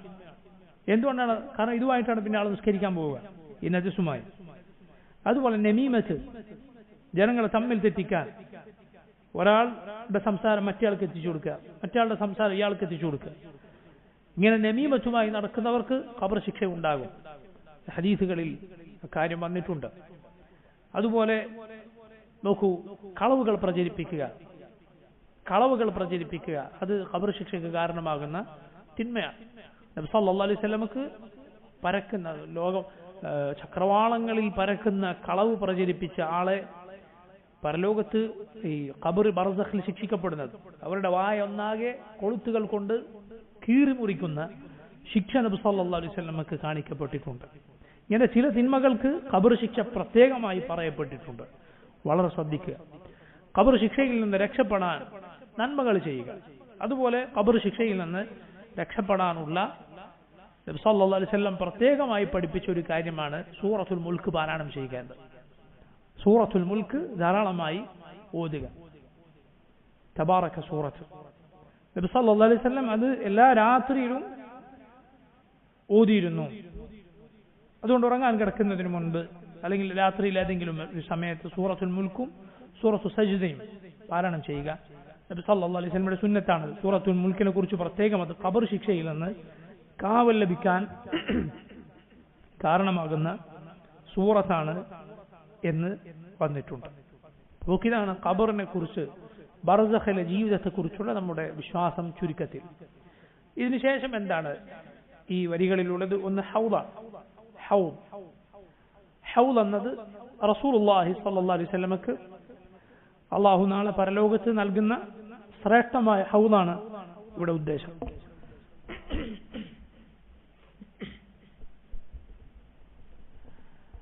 നോക്കൂ, എല്ലാ നബിമാർക്കും അള്ളാഹു പരലോകത്ത് ഹൗദ് നൽകുന്നതാണ്. എന്നാൽ നമ്മുടെ റസൂൽ സ്വല്ലല്ലാഹു അലൈഹി വസല്ലമക്കാണ് ഏറ്റവും വലിയ ഹൗദ് ഉണ്ടാവുക. നബിയുടെ ഹൗദിലേക്ക് 2 മിസാബുകൾ അഥവാ വെള്ളം എത്തിച്ചേരുന്ന സ്വർഗത്തിൽ നിന്നുള്ള 2 വഴികൾ ഉണ്ടായിരിക്കും. സ്വർഗത്തിൽ റസൂലുള്ളാഹി സ്വല്ലല്ലാഹു അലൈഹി വസല്ലമക്ക് അള്ളാഹു നൽകുന്ന ശ്രേഷ്ഠമായ നദിയാണ് അൽ കൗസർ എന്ന നദി. അത് സ്വർഗത്തിൽ നബി സല്ലല്ലാഹു അലൈഹി വസല്ലമക്ക് നൽകുന്ന നദിയാണ്. ഇന്ന അതൈനാക്കൽ കൗസർ എന്ന സൂറത്ത് ഇറങ്ങിയപ്പോൾ റസൂലുള്ളാഹി സ്വല്ലല്ലാഹു അലൈഹി വസല്ലം സന്തോഷം കൊണ്ട് പുഞ്ചിരിച്ചതായി ഹദീസുകളിൽ കാണാം.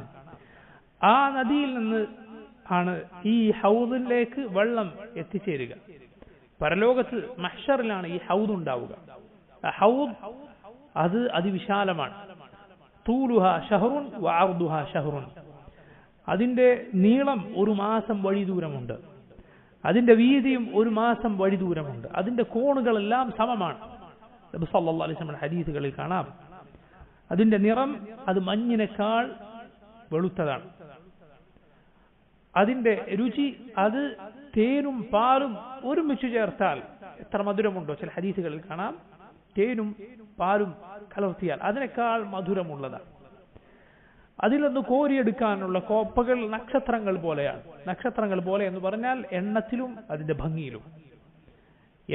ഭംഗിയിലും ആകാശത്തെ നക്ഷത്രങ്ങൾ പോലെയാണ് ആ ഹൗദ്. ഹൗദ് എന്നാൽ എന്താണ്? ഒരു ജലാശയമാണ്. വെള്ളം സംഭരിച്ചിട്ടുള്ള സ്ഥലത്തിനാണ് എന്ത് പറയുക? ഹൗദ്. അതിൽ നിന്ന് ഒരാൾക്ക് ഒരു കോരൽ കുടിക്കാൻ ലഭിച്ചാൽ അതിൽ നിന്ന് ആരാണോ കുടിച്ചത് ലാ യദ്മഉ ബഅദഹു അബദ, പിന്നീട് ഒരിക്കലും അവന് ദാഹമുണ്ടാവുകയില്ല.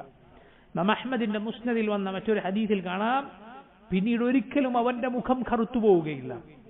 നാളെ പരലോകത്ത് മുഖം വെളുക്കുക മുഅ്മിനുകളുടേതാണ്. പരലോകത്ത് മുഖം കറുത്തു പോവുക കുഫാറുകളുടേതും അതുപോലെ ദീനിൽ നിന്ന് അതിന്റെ ശരിയായ പാതയിൽ നിന്ന് തെറ്റിപ്പോയവരുടേതുമാണ്. അങ്ങനെ ഒരിക്കലും ഈ ഹൗദിൽ നിന്ന് കുടിക്കാൻ സാധിച്ചവർക്ക് സംഭവിക്കുകയില്ല. ഈ ഉമ്മത്ത് റസൂലുള്ളാഹി സ്വല്ലല്ലാഹു അലൈഹി വസല്ലമയുടെ ഹൗദിന്റെ അരികിൽ ചെല്ലുമ്പോൾ നബി അവിടെ നേരത്തെ എത്തിയിട്ടുണ്ടാവും. നബി സല്ലല്ലാഹു അലൈഹി വസല്ലം പറഞ്ഞു, അന ഫറതുകും അലൽ ഹൗദ്, ഞാൻ നിങ്ങൾക്ക് മുൻപേ ഹൗദിന്റെ അരികിലെത്തും. നോക്കൂ നിങ്ങൾ, അല്ലാഹുവിന്റെ റസൂൽ സല്ലല്ലാഹു അലൈഹി വസല്ലം പല സന്ദർഭങ്ങളിൽ ഈ ഹൗദിനെ കുറിച്ച് സഹാബത്തിനെ ഓർമ്മപ്പെടുത്തിയിട്ടുണ്ട്. ധാരാളം സന്ദർഭങ്ങൾ. വഫാത്തിനോട് അടുത്ത സമയത്ത് നബി സല്ലല്ലാഹു അലൈഹി വസല്ലം പ്രത്യേകം ഓർമ്മപ്പെടുത്തിയിട്ടുണ്ട് ഈ ഹൗദിനെ കുറിച്ച്. കാരണം ഉമ്മത്തിനെ നബി സല്ലല്ലാഹു അലൈഹി വസല്ലം കണ്ടുമുട്ടുന്ന ഇടമാണ്. അതിൽ നിന്ന് കുടിക്കാൻ മുഅ്മിനീങ്ങൾക്ക് സാധിക്കും. എന്നാൽ അതിൽ നിന്ന് ചിലർ ദൂരേക്ക് ആട്ടിയകറ്റപ്പെടും. ആരാണവർ? ഒരു കൂട്ടർ മുസ്ലിമീങ്ങളായി പിന്നീട് റിദ്ദത്തിലേക്ക് പോയ മുർത്തദ്ദുകളായി പോയ ആളുകളാണ്. ചില ഹദീസുകളിൽ വന്നിട്ടുണ്ട്, അവർ ദീനിൽ നിന്ന് പുറത്തേക്ക് അവർ പോയിരിക്കുന്നു. അതുപോലെ ദീനിൽ മാറ്റം വരുത്തിയവർ, ബിദ്അത്തുകൾ ദീനിൽ ഉണ്ടാക്കിയവർ ആ ഹൗദിൽ നിന്ന് അകറ്റപ്പെടും. സുബ്ഹാനല്ലാഹ്. അതുകൊണ്ട് പണ്ഡിതന്മാർ പറഞ്ഞത് കാണാം, ശ്രദ്ധിക്കുക. മുഹമ്മദുർ റസൂലുള്ളാഹി സ്വല്ലല്ലാഹു അലൈഹി വസല്ലമയുടെ സുന്നത്താകുന്ന നബിചര്യയാകുന്ന ആ ഹൗദ് ദുനിയാവിലുണ്ട്. അതിൽ നിന്ന് നബിയുടെ സുന്നത്താകുന്ന ഹൗദിൽ നീ എത്ര കോരി കുടിച്ചിട്ടുണ്ടോ അത്രയായിരിക്കും പരലോകത്ത് ആ ഹൗദിൽ നിന്ന് നിനക്ക് കുടിക്കാൻ ലഭിക്കും. ആ നബി സല്ലല്ലാഹു അലൈഹി വസല്ലമയുടെ വഴിയിൽ നിന്ന് നീ അകന്നു പോയാൽ, റസൂലുള്ളാഹി സ്വല്ലല്ലാഹു അലൈഹി വസല്ലമയുടെ മാർഗത്തിൽ നിന്ന് അകന്നു പോയാൽ, നബിയുടെ ഹൗദിൽ നിന്ന് പരലോകത്ത് നീ ആട്ടിയകറ്റപ്പെടും. നസ്അലുല്ലാഹു അൽ ആഫിയ. നോക്കൂ, നബി സല്ലല്ലാഹു അലൈഹി വസല്ലമയുടെ സുന്നത്താണ്. ആ ഹൗദിലേക്ക് നമ്മെ എത്തിച്ചേർക്കുന്നത് റസൂലുള്ളാഹി സ്വല്ലല്ലാഹു അലൈഹി വസല്ലമയുടെ സുന്നത്താണ്. അപ്പോൾ നോക്കൂ, ഈ ഹൗദിൽ വിശ്വസിക്കുക നിർബന്ധമാണ്. അനസ് ഇബ്നു മാലിക് റളിയല്ലാഹു അൻഹു പറയുന്നത് കാണാം, എനിക്ക് പ്രായമേറിയ സ്ത്രീകളെ അറിയാം, ഓരോ സുജൂദിലും അവർ അള്ളാഹുവിനോട് പ്രാർത്ഥിക്കുമായിരുന്നു, അള്ളാഹുവേ മുഹമ്മദ് നബി സല്ലല്ലാഹു അലൈഹി വസല്ലമയുടെ ഹൗദിൽ നിന്ന് നീ എന്നെ കുടിപ്പിക്കണമേ. നോക്കൂ, അനസ് ഇബ്നു മാലിക് റളിയല്ലാഹു അൻഹു സഹാബി പറയുക, പ്രായമേറിയ സ്ത്രീകൾ അറിയാം, അവർ ഓരോ സുജൂദിലും ഇങ്ങനെ പ്രാർത്ഥിക്കുമായിരുന്നു. നമ്മുടെ മുൻഗാമികൾ ദുആ ചെയ്തിരുന്ന കാര്യമാണ് എന്ത്? അള്ളാഹുവേ നിന്റെ റസൂൽ സല്ലല്ലാഹു അലൈഹി വസല്ലമയുടെ ഹൗദിൽ നിന്ന് നീ ഞങ്ങൾക്ക് കുടിക്കാൻ നൽകണമേ. നമ്മൾ പ്രാർത്ഥിക്കേണ്ട കാര്യമാണ്, നമ്മൾ ആഗ്രഹിക്കേണ്ട കാര്യമാണ്. നബി സല്ലല്ലാഹു അലൈഹി വസല്ലം നമ്മളത് ആഗ്രഹിക്കാനാണ് വീണ്ടും വീണ്ടും അതേക്കുറിച്ച് ഉണർത്തിയത്. നബിയുടെ വഫാത്തിന്റെ വേളയിൽ കൂടി പിന്നെയും നബി സല്ലല്ലാഹു അലൈഹി വസല്ലം പറഞ്ഞത് അതുകൊണ്ടാണ്. ഇനി നോക്കൂ, ഈ വരികളിൽ പറഞ്ഞ പരലോക രംഗങ്ങളിൽ അടുത്തത് അൽ മീസാൻ, മീസാനാണ്. എന്താണ് മീസാൻ? മീസാൻ എന്നത് പരലോകത്തെ തുലാസാണ്. പരിശുദ്ധ ഖുർആനിൽ ധാരാളം തവണ വന്നിട്ടുള്ള കാര്യമാണ്.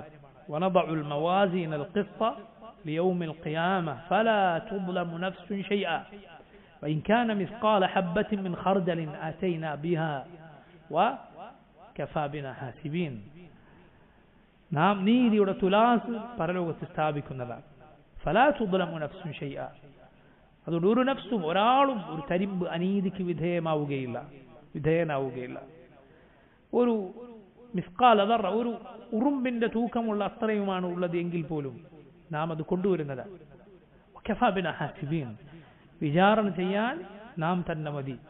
അതുപോലെ ഖുർആനിൽ അല്ലാഹു പറഞ്ഞു, ഫമൻ ثقلت موازينه فهو في عيشة راضية ومن خفت موازينه فأمه هاوية وما أدراك ما هي نار حامية. പരലോകത്ത് ഒരു വൻ തുലാസ് ഉണ്ട്, അതിന് രണ്ട് തട്ടുകളുണ്ട്. എന്താണ് ആ തുലാസിന്റെ വലിപ്പം? എന്താണ് അതിന്റെ വലിപ്പം? നബി സല്ലല്ലാഹു അലൈഹി വസല്ലം പറഞ്ഞു, ആകാശങ്ങളെയും ഭൂമിയെയും അതിൽ തൂക്കാൻ ഉദ്ദേശിച്ചാൽ അതുപോലും തൂക്കാൻ സാധിക്കും. ആകാശങ്ങളെയും ഭൂമിയെയും ആ തുലാസിൽ വേണമെങ്കിൽ തൂക്കാം. അത്രയും വലിപ്പമുള്ളതാണ്. മലായിക്കത്തിന് അള്ളാഹുവിനോട് ചോദിക്കും, റബ്ബിനോട് ചോദിച്ചു, റബ്ബേ ലിമ യസിനു ഹാദാ, റബ്ബേ ആരാണ് ഇതിൽ തൂങ്ങുക? റബ്ബ് അവരോട് പറഞ്ഞു ലിമൻ ശിഅ്തു മിൻ ഖൽഖി ലിമൻ ശിഅ്തു മിൻ ഇബാദി ഔ കമാ ഖാല സല്ലല്ലാഹു അലൈഹി വസല്ലം, ഞാൻ ഉദ്ദേശിച്ച എൻ്റെ പടപ്പുകൾ. അപ്പോൾ മലായികത്ത് പറയും, റബ്ബേ നിന്നെ ഇബാദത്ത് ചെയ്യേണ്ടതുപോലെ, നീ അർഹതപ്പെട്ടതുപോലെ ഞങ്ങൾ നിന്നെ ഇബാദത്ത് ചെയ്തിട്ടില്ല എന്ന് മലക്കുകൾ പറയുമെന്നാണ്. ഇത്രയും വലിയ തുലാസാണ്. എന്നാൽ എത്ര ചെറുതും അതിൽ തൂങ്ങുന്നതാണ്. ഒരു ഉറുമ്പിന്റെ തൂക്കമുള്ളത്, അതിനേക്കാൾ കുറഞ്ഞതുമായ നന്മ തിന്മകളാകട്ടെ ആ തുലാസിൽ തൂങ്ങും. അത്രയും കൃത്യമാണ്, അത്രയും അതിൽ കൃത്യമാണ്. എന്താണ് അതിൽ തൂക്കി നോക്കുക? അതിൽ അമലുകൾ തൂക്കും, പ്രവർത്തനങ്ങൾ തൂക്കും, നന്മയും തിന്മയും അതിൽ തൂക്കുന്നതാണ്. ചില ആളുകൾ പറയും പരലോകത്തെ ആലങ്കാരികമായ തുലാസി എന്ന്. ആലങ്കാരികമായ തുലാസി എന്താണ്? ആലങ്കാരികം എന്ന് പറഞ്ഞാൽ എങ്ങനെ ഇപ്പൊ അമൽ തൂക്കുക? ഒരാളുടെ ഈമാൻ, ഒരാളുടെ അള്ളാഹുവിനോടുള്ള ഭയം, ഒരാളുടെ നിസ്കാരം, നോമ്പ്, ഇതൊക്കെ അങ്ങനെ പരലോകത്ത് തുലാസിൽ തൂക്കുക എന്ന് ഈ ആളുകൾ അവരുടെ ഈ ന്യൂനമായ ബുദ്ധി ഉപയോഗിച്ച് ആലോചിച്ച് നോക്കുകയാണ്. റബ്ബ് സുബ്ഹാനഹു വതആല എല്ലാ കാര്യത്തിനും കഴിവുള്ളവനാണ് എന്നത് അവർ മറന്നുപോകും. പരലോകത്ത് അവിടെ അമലുകൾ തൂക്കും. അത് ആലങ്കാരികമല്ല, അത് യഥാർത്ഥത്തിലുള്ളതാണ്, ഹഖീഖത്തിലുള്ളതാണ്. ഖുർആനും സുന്നത്തും ആലങ്കാരികം പറയാൻ അല്ല അള്ളാഹു അവതരിപ്പിച്ചത്. മജാസിയായ പ്രയോഗങ്ങൾ, ഇങ്ങനെ ആലങ്കാരിക പ്രയോഗങ്ങൾ അത് പറയാനല്ല, സങ്കല്പങ്ങൾ പറയാനല്ല അള്ളാഹു ഖുർആൻ അവതരിപ്പിച്ചത്. നബി സല്ലല്ലാഹു അലൈഹി വസല്ലമയുടെ സുന്നത്ത് അതിനല്ല. ഇത് ഹഖാണ്, ഹഖീഖത്താണ്. ഹഖീഖത്തൻ യഥാർത്ഥത്തിൽ അമലുകൾ തൂക്കുന്ന തുലാസാണ്. അങ്ങനെ വിശ്വസിക്കണം, അല്ലാതെ സങ്കല്പമല്ല ഇതൊന്നും, ആലങ്കാരിക പ്രയോഗങ്ങളല്ല. പക്ഷെ ആളുകൾ വിവരമില്ലാതെ പറയാൻ ആലങ്കാരികമായ തുലാസ്. ചില മെമ്പറുകൾക്കാർ, ചില ഖതീബുമാർ വരെ പറയുന്നത് കേൾക്കാം, ആലങ്കാരികമായ തുലാസുകൾ. എന്ത് ആലങ്കാരികം? ഈ ആലങ്കാരികം പറയാനാണോ അള്ളാഹു ഖുർആനും സുന്നത്തും അവതരിപ്പിച്ചത്? അല്ല, യഥാർത്ഥത്തിലുള്ള തുലാസാണ്. ആകാശഭൂമികൾ അതിൽ തൂക്കാൻ വേണമെങ്കിൽ സാധിക്കും, എന്നാൽ അത് അത്രയും കൃത്യമാണ്. അവിടെ അമലുകൾ തൂക്കും, എന്നിട്ട് സൽക്കർമ്മങ്ങളുടെ തട്ട് താഴുകയും അത് വർദ്ധിക്കുകയും തെറ്റുകളുടെ തട്ട് അത് കുറയുകയും ചെയ്താൽ അവൻ സ്വർഗത്തിലാണ്. ഫമൻ സഖുലത് മവാസീനുഹു ഫഹുവ ഫീ ഈശത്തിൻ റാദിയ. ആരുടെ തുലാസാണോ ഭാരമേറിയത്, അഥവാ നന്മയുടെ തട്ടാണോ ഭാരമേറിയത്, അവൻ തൃപ്തികരമായ ജീവിതത്തിനാണ്. വമൻ ഖഫ്ഫത് മവാസീനുഹു, ആരുടെ തുലാസാണോ ഭാരം കുറഞ്ഞത്, അഥവാ നന്മകളുടെ തട്ട് ഭാരം കുറഞ്ഞത്, ഫഉമ്മുഹു ഹാവിയ, അവന്റെ സങ്കേതം ഹാവിയ എന്ന നരകമാകുന്നു. ഹാവിയ എന്ന പദം തന്നെ സൂചിപ്പിക്കുന്നത് താഴേക്ക് പതിക്കുക എന്നതാണ്. അതിന്റെ ആഴങ്ങളിൽ അവൻ പതിക്കും. എന്താണ് ഹാവിയ? എന്താണ് ഹാവിയ എന്ന് നിനക്കറിയുമോ? നാറുൻ ഹാമിയ, ചുട്ടുപൊള്ളുന്ന നരകമാണ്. നഊദു ബില്ലാഹ്, അള്ളാഹു നമ്മെ അതിൽ നിന്ന് കാത്തുരക്ഷിക്കുമാറാകട്ടെ. നോക്കൂ, ഇങ്ങനെ അമലുകൾ തൂക്കും. അതുപോലെ അമലുകൾ മാത്രമല്ല, പിന്നെയോ ആളുകളെയും അതിൽ തൂക്കുന്നതാണ്. നബി സല്ലല്ലാഹു അലൈഹി വസല്ലമക്ക് അറാഖിന്റെ കൊള്ളി പറിക്കാൻ വേണ്ടി അബ്ദുല്ലാഹ് ബിൻ മസ്ഊദ് റളിയല്ലാഹു അൻഹു എന്ന മഹാനായ സഹാബി ഒരിക്കൽ മരത്തിൽ കയറി. അദ്ദേഹത്തിന്റെ മെലിഞ്ഞ കാലുകൾ കണ്ടിട്ട് താഴെയുള്ളവർ ചിരിക്കുകയുണ്ടായി. റസൂലുള്ളാഹി സ്വല്ലല്ലാഹു അലൈഹി വസല്ലം പറഞ്ഞു, നിങ്ങൾ എന്തിനാണ് ചിരിക്കുന്നത്? അത് നാളെ പരലോകത്ത്, ബിൻ മസ്ഊദിന്റെ ഈ കാലുകൾ നാളെ പരലോകത്ത് ഉഹുദ് മലയേക്കാൾ ഭാരമുള്ളതായിരിക്കും മീസാനിൽ. നോക്കൂ, ആ ഹദീസിൽ നമുക്ക് മനസ്സിലാക്കാം, അമലുകൾ മാത്രമല്ല ആളെയും തൂക്കും. അവിടെ മുഅ്മിനുകൾക്കാണ് ഭാരമുണ്ടാവുക, ഈമാൻ ഇല്ലാത്തവർക്ക് അവിടെ ഭാരമുണ്ടാവുക. അതുകൊണ്ടാണ് സൂറത്തുൽ കഹ്ഫിൽ അല്ലാഹു എന്തു പറഞ്ഞത്?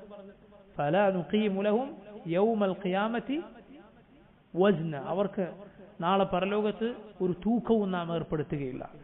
നബി സല്ലല്ലാഹു അലൈഹി വസല്ലം ഹദീസുകളിൽ കാണാം, വളരെ വലിയ ശരീരമുള്ള തടിമാടനായിരുന്ന ഒരാളെ പരലോകത്ത് കൊണ്ടുവരും. എന്നാൽ ഒരു കൊതുകിന്റെ അല്ലെങ്കിൽ ഈച്ചയുടെ ചിറകിന്റെ അത്ര പോലും അവന് പരലോകത്ത് ഭാരമുണ്ടാവുകയില്ല. നോക്കപ്പോൾ ആളെ തൂക്കും, അതുപോലെ അമലുകൾ തൂക്കും. എന്താണ് ഈ തുലാസിന്റെ ഫലം? ഞാൻ നേരത്തെ പറഞ്ഞതാണ്, നന്മയുടെ തട്ട് ഭാരമേറിയാൽ അവർ സ്വർഗത്തിനാണ്. തിന്മയുടെ തട്ട് ഭാരമേറിയാൽ നഊദു ബില്ലാഹ് അള്ളാഹു പുറത്തു കൊടുത്തില്ല എങ്കിൽ അവർ നരകത്തിലാണ്. ഇനി രണ്ടും ഒരുപോലെ ആയാൽ അവർ അറാഫിലായിരിക്കുമെന്ന് ഖുർആനിന്റെയും സുന്നത്തിന്റെയും വെളിച്ചത്തിൽ ധാരാളം പണ്ഡിതന്മാർ പഠിപ്പിച്ചത് കാണാം. ഒരു അറാഫിലായിരിക്കും എന്ന്. അറാഫ് എന്നാൽ സ്വർഗത്തിനും നരകത്തിനും ഇടയിലുള്ള ഒരു ഉയർന്ന പ്രദേശമാണ്. അവരവിടെ പിടിച്ചു നിർത്തപ്പെടും. എന്നാൽ പിന്നീട് അർഹമുർ റഹീമിനായ റബ്ബ് അവരെ സ്വർഗത്തിൽ പ്രവേശിപ്പിക്കുന്നതാണ്. അവരൊടുവിൽ എവിടെയാണ് എത്തുക? സ്വർഗത്തിൽ തന്നെയാണ്.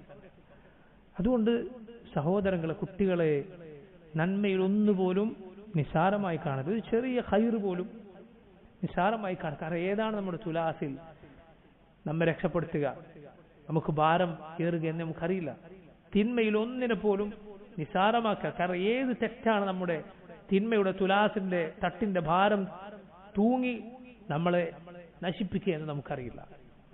നോക്കൂ, ചിലപ്പോൾ ചെറിയ പ്രവർത്തനം എന്ന് നമ്മൾ വിചാരിക്കുന്നത് പലതും തുലാസിൽ വലിയ ഭാരമുള്ളതായിരിക്കും. റസൂലുള്ളാഹി സ്വല്ലല്ലാഹു അലൈഹി വസല്ലം പറഞ്ഞു, ഹുസ്നുൽ ഖുലുഖ്, സൽ സ്വഭാവം പോലെ തുലാസിൽ ഭാരമേറുന്ന മറ്റൊന്നുമില്ല. തുലാസിൽ ലാ ഇലാഹ ഇല്ലല്ലാഹ് എന്ന കലിമത്തു തൗഹീദാണ് ഏറ്റവും ഭാരമുള്ളത്. അതിനോളം ഭാരം വേറെ ഒന്നിനുമില്ല. അതുപോലെ അത് കഴിഞ്ഞാൽ ഭാരമേറുന്ന മറ്റു പല കാര്യങ്ങളുമുണ്ട്. റസൂലുള്ളാഹി സ്വല്ലല്ലാഹു അലൈഹി വസല്ലം പറഞ്ഞു, വൽഹംദുലില്ലാഹ് തംലഉൽ മീസാൻ. അൽഹംദുലില്ലാഹ് എന്ന വാക്ക് തംലഉൽ മീസാൻ, മീസാൻ നിറക്കുന്ന വാക്കാണ്. എന്ത് പറയുക? അൽഹംദുലില്ലാഹ്, അൽഹംദുലില്ലാഹ്. നമ്മൾ വിചാരിക്കും എത്ര എളുപ്പമുള്ള കാര്യമാണ്, എത്ര വേഗത്തിൽ പറയാം. ഇല്ല, അള്ളാഹു തൗഫീഖ് നൽകിയാലല്ലാതെ പറയുക സാധ്യമല്ല. അല്ലെങ്കിൽ നമുക്കറിയാം ദിക്റുകളുടെ ശ്രേഷ്ഠത എത്രയാണ്. സുബ്ഹാനല്ലാഹ് വൽഹംദുലില്ലാഹ് വലാ ഇലാഹ ഇല്ലല്ലാഹ് വല്ലാഹു അക്ബർ വലാ ഹൗല വലാ ഖുവത ഇല്ലാ ബില്ലാഹ്. ശ്രേഷ്ഠത എത്രയാണെന്ന് പഠിച്ചവരായിരിക്കും ഇവിടെ ഇരിക്കുന്ന പലരും. പാപങ്ങൾ അത് മുഖേന കൊഴിഞ്ഞു പോകും. അത് ജുന്നത്താണ്, നരകത്തിൽ നിന്നുള്ള പരിചയമാണ് എന്ന് നബി സല്ലല്ലാഹു അലൈഹി വസല്ലം പറഞ്ഞു. ഖുദു ജുന്നതകും, നിങ്ങൾ നിങ്ങളുടെ പരിചയം എടുത്തുകൊള്ളുക. അമിൻ അദുവിൻ ഖദ് ഹദർ, സഹാബത്ത് ചോദിച്ചു, നബിയെ ശത്രുക്കൾ വല്ലവരും വന്നോ? അതുകൊണ്ടാണ് ജുന്നത്ത് എടുക്കേണ്ടത്, പരിചയം എടുക്കേണ്ടത്? നബി സല്ലല്ലാഹു അലൈഹി വസല്ലം പറഞ്ഞു, അല്ല, ബൽ ജുന്നതുകും മിനൻ നാർ, നരകത്തിൽ നിന്നുള്ള നിങ്ങളുടെ പരിചയം എടുക്കുക. ഖൂലു സുബ്ഹാനല്ലാഹ് വൽഹംദുലില്ലാഹ് വലാ ഇലാഹ ഇല്ലല്ലാഹ് വല്ലാഹു അക്ബർ. നിങ്ങൾ സുബ്ഹാനല്ലാഹ് അൽഹംദുലില്ലാഹ് ലാ ഇലാഹ ഇല്ലല്ലാഹ് അല്ലാഹു അക്ബർ എന്ന് പറയുക.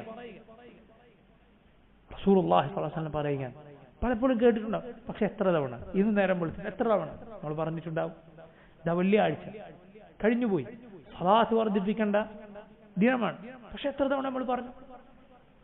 ഒരുപാട് സമയം നമ്മിൽ പലരുടേത് പല ശ്രദ്ധയിലും നമ്മളായിപ്പോയി. അള്ളാഹുവിന്റെ വലിയ തൗഫീഖാണ് എന്ത്? അദ്കാറുകൾ അത് വീണ്ടും വീണ്ടും അത് ആവർത്തിക്കുക, അത് ചൊല്ലാൻ തൗഫീഖ് ലഭിക്കുക എന്നത് അള്ളാഹുവിന്റെ പ്രത്യേകമായ തൗഫീഖാണ്. നോക്കൂ, നബി സല്ലല്ലാഹു അലൈഹി വസല്ലം നബിയെ പോലെ അള്ളാഹുവിനെ ദിക്ർ ചെയ്ത മറ്റാരുമില്ല. സഹാബത്ത് റളിയല്ലാഹു അൻഹും അള്ളാഹുവിനെ ധാരാളമായി ദിക്ർ ചെയ്തവരായിരുന്നു. മഹാന്മാരായ ആളുകൾ അള്ളാഹുവിനെ ധാരാളമായി ദിക്ർ ചെയ്തവരായിരുന്നു. ഷെയ്ഖ് ഇബ്നു ബാസ് റഹിമഹുല്ലാഹ് അദ്ദേഹത്തിന്റെ ചരിത്രത്തിൽ ആളുകൾ പറയുന്നത് കാണാം, ഷെയ്ഖ് റഹിമഹുല്ലാഹ് ധാരാളമായി അള്ളാഹുവിനെ ദിക്ർ ചെയ്തിരുന്നു. എത്രത്തോളം എന്ന് പറഞ്ഞാൽ, അദ്ദേഹം ജനങ്ങളുടെ ചോദ്യങ്ങൾക്ക് മറുപടി പറയാനിരിക്കുമ്പോൾ, ചോദ്യങ്ങൾ അപ്പുറത്തുനിന്ന് വായിക്കുമ്പോൾ പോലും അദ്ദേഹം പറയുന്നത് കാണാം, സുബ്ഹാനല്ലാഹ് അൽഹംദുലില്ലാഹ് വലാ ഇലാഹ ഇല്ലല്ലാഹ് വല്ലാഹു അക്ബർ. അദ്ദേഹത്തെ കുറിച്ച് പറയപ്പെട്ടിട്ടുണ്ട്, അദ്ദേഹം ടോയ്ലറ്റിലേക്ക് കയറുമ്പോൾ അദ്ദേഹത്തിന്റെ ഷിമാഗ് തട്ടം അത് കടിച്ചു പിടിക്കുമായിരുന്നു അത്ര. എന്തുകൊണ്ട്? അത്രയും അദ്കാർ ശീലമാണ്. അതിൽ അകത്ത് കയറിയാലും ദിക്ർ നാവുകൊണ്ട് പറയാൻ പാടില്ലാത്ത സ്ഥലത്ത് കയറിയാലും പറഞ്ഞു പോകും. അത്രയും അദ്ദേഹത്തിന് അത് ശീലമായിരുന്നു. ഉരുവിട്ടുകൊണ്ടേയിരിക്കുമായിരുന്നു. സുബ്ഹാനല്ലാഹ് അൽഹംദുലില്ലാഹ് വലാ ഇലാഹ ഇല്ലല്ലാഹ് വല്ലാഹു അക്ബർ. ഖൽബും നാവ് ഒരുമിച്ച് ചേർന്ന് പറഞ്ഞാലാണ് ഏറ്റവും പ്രതിഫലം. അത് കഴിഞ്ഞാൽ ഖൽബ് കൊണ്ട് അള്ളാഹുവിനെ സ്മരിക്കുന്നതിന്, നാവ് കൊണ്ട് പറയാതെ ഖൽബ് കൊണ്ട് സ്മരിക്കുന്നതിനാണ് അത് കഴിഞ്ഞാൽ ശ്രേഷ്ഠത. അതും കഴിഞ്ഞാൽ നാവ് കൊണ്ട് പറയുക.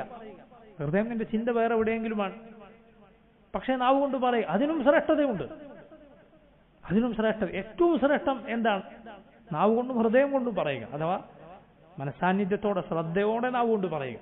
അതാണ് ഏറ്റവും ശ്രേഷ്ഠം. എന്നാൽ ഒന്നിനെയും നിസാരമായി കാണരുത്. അള്ളാഹുവിനെ സ്മരിക്കുക എന്നത് അതിനതിൻ്റെതായ ശ്രേഷ്ഠതയുണ്ട്. പക്ഷെ നമ്മൾ പറഞ്ഞത് അതെല്ലാവർക്കും ആ തൗഫീഖ് ലഭിക്കുകയില്ല. അത് പ്രത്യേകമായ ഒരു തൗഫീഖാണ്. റസൂലുള്ളാഹി സ്വല്ലല്ലാഹു അലൈഹി വസല്ലം യാത്രക്കിടയിൽ ജുംദാൻ പർവ്വതത്തിന്റെ അടുക്കൽ എത്തിയപ്പോൾ എന്ത് പറഞ്ഞു? സീറു ഹാദാ ജുംദാൻ സബഖൽ മുഫർരിദൂൻ. ഖാലൂ മനിൽ മുഫർരിദൂന യാ റസൂലല്ലാഹ്? ഖാല അദ്ദാകിറൂന അല്ലാഹ കസീറൻ വദ്ദാകിറാത്ത്. യാത്ര തുടരട്ടെ, ഇതാ ജുംദാൻ പർവ്വതം സബഖൽ മുഫർരിദൂൻ, മുഫർരിദുകൾ മുന്നിലെത്തിയിരിക്കുന്നു. മുഫർരിദുകൾ എന്നാൽ ഒറ്റക്കായവരാണ്. ആരാണ് നബിയെ മുഫർരിദുകൾ? അദ്ദാകിറൂന അല്ലാഹ കസീറൻ വദ്ദാകിറാത്ത്, അല്ലാഹുവിനെ ധാരാളമായി സ്മരിക്കുന്ന പുരുഷന്മാരും സ്ത്രീകളും. അഥവാ അവർ മറ്റുള്ളവരെക്കാളെല്ലാം മുന്നിലെത്തി. അവർ അള്ളാഹുവിനെ ദിക്ർ ചെയ്ത് മറ്റുള്ളവരിൽ നിന്ന് വേറിട്ടുകൊണ്ട്. ജുംദാൻ പർവ്വതം കണ്ടപ്പോൾ നബി സല്ലല്ലാഹു അലൈഹി വസല്ലം എന്തുകൊണ്ടത് പറഞ്ഞു? പണ്ഡിതന്മാരിൽ ചിലർ പറഞ്ഞു, കാരണം ജുംദാൻ ഒറ്റക്ക് നിൽക്കുന്ന ഒരു പർവ്വതമായിരുന്നു, മറ്റുള്ള മലകളുടെ കൂടെ അല്ലാതെ ഒറ്റക്ക്. അതുപോലെയാണ് അള്ളാഹുവിനെ ദിക്ർ ചെയ്യുന്നവർ, അവർ പ്രത്യേകമായി അള്ളാഹുവിൽ ശ്രേഷ്ഠത നേടും. മറ്റു ചില പണ്ഡിതന്മാർ പറഞ്ഞു, മക്കയിലേക്കുള്ള വഴിയിൽ ജുംദാൻ എത്തിയാൽ മക്കയിലെത്തി എന്നാണ് ആളുകൾ കണക്കാക്കിയിരുന്നത്. അതുകൊണ്ട് ആ പർവ്വതം എത്തിയപ്പോൾ നബി സല്ലല്ലാഹു അലൈഹി വസല്ലം ഇത് പറഞ്ഞു, കാരണം ദിക്ർ ചെയ്യുന്നവർ മറ്റുള്ളവരെക്കാളെല്ലാം മുന്നിലെത്തി. ജുംദാനിൽ ആദ്യം എത്തിയവർ മക്കയിൽ വേഗമെത്തി എന്നതുപോലെ നബി സല്ലല്ലാഹു അലൈഹി വസല്ലം അവിടെ എത്തിയപ്പോഴാണ് ഇത് പറഞ്ഞത്, സീറു ഹാദാ ജുംദാൻ സബഖൽ മുഫർരിദൂൻ എന്ന് പറഞ്ഞു വന്നത്. ഈ മിസാനിൽ നമുക്ക് ഭാരമേറുന്ന പ്രവർത്തനങ്ങൾ പ്രവർത്തിക്കാൻ ശ്രദ്ധിക്കുക. മരണം വരെ അതിന് സമയമുള്ളൂ. മരിച്ചു കഴിഞ്ഞാൽ പിന്നെ അത് സാധിക്കുകയില്ല. മരിക്കുന്നത് വരെ ഒരു ചെറിയ നന്മ പോലും ആ മിസാനിൽ നമുക്ക് മുതൽക്കൂട്ടായിരിക്കും. അള്ളാഹു നമുക്ക് തൗഫീഖ് ചെയ്യുമാറാകട്ടെ. അതിനുശേഷം നോക്കൂ, ഇവിടെ ഷെയ്ഖ് പറയുന്നത്, وقل يخرج الله العظيم بفضله من النار أجسادا من الفحم تطرح على النهر في الفردوس تحيا بمائه كحب حميل السيل إذ جاء يطفح.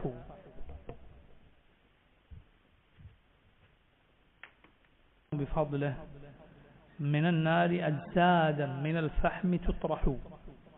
قلني പറയുക, അഥവാ നീ നിന്റെ ഹൃദയം കൊണ്ട് പറയുക, നാവ് കൊണ്ട് പറയുന്നത് പോലെ. ഹൃദയത്തിന്റെ ഖൗൽ അത് വിശ്വാസമാണ്. യുഖ്രിജുല്ലാഹുൽ അളീമു, അല്ലാഹു സുബ്ഹാനഹു വ തആല ഏറ്റവും മഹത്വമുള്ളവനായ റബ്ബ്, അവൻ പുറത്തേക്ക് കൊണ്ടുവരും. ബിഫദ്ലിഹി, അവന്റെ ഔദാര്യത്താൽ അവൻ രക്ഷപ്പെടുത്തും. മിനൻ നാരി, നരകത്തിൽ നിന്ന്. അജ്സാദൻ, ചിലരെ, ചില ശരീരങ്ങളെ. മിനൽ ഫഹ്മി, അവരെന്തായിട്ടുണ്ട്? ഫഹ്മായിട്ടുണ്ട്, അഥവാ കരിക്കട്ടയായിട്ടുണ്ട്.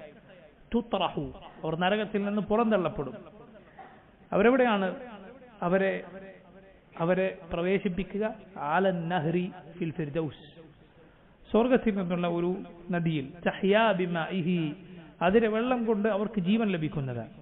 കഹബ്ബി ഹമീലി സൈൽ ഇദ് ജാഅ യത്ഫഹു, കഹബ്ബി, ധാന്യങ്ങൾ പോലെ. ഹമീലി സൈൽ, മലവെള്ളപ്പാച്ചിലെ വെള്ളത്തിൽ ഒലിച്ചു വരുന്ന ധാന്യങ്ങളുണ്ട്. ഇത് ജാ, അത് വന്നാൽ യത്ഫഹു, അത് മുകളിൽ ഇങ്ങനെ പൊങ്ങി നിൽക്കും. എന്നിട്ട് അതിൽ നിന്ന് ചെടി മുളച്ചു പൊങ്ങുന്നത് പോലെ ഇവർ കരിക്കട്ടയായതിനു ശേഷം പിന്നീട് അവരുടെ ശരീരം മുളച്ചു പൊങ്ങുന്നതാണ്. ഇതെല്ലാം സല്ലല്ലാഹു അലൈഹി വസല്ലമയുടെ സഹീഹായ ഹദീസിൽ വന്നിട്ടുള്ള കാര്യങ്ങളാണ്. ഇമാം മുസ്ലിമും മറ്റും റിവായത്ത് ചെയ്തിട്ടുള്ള കാര്യങ്ങളിൽ.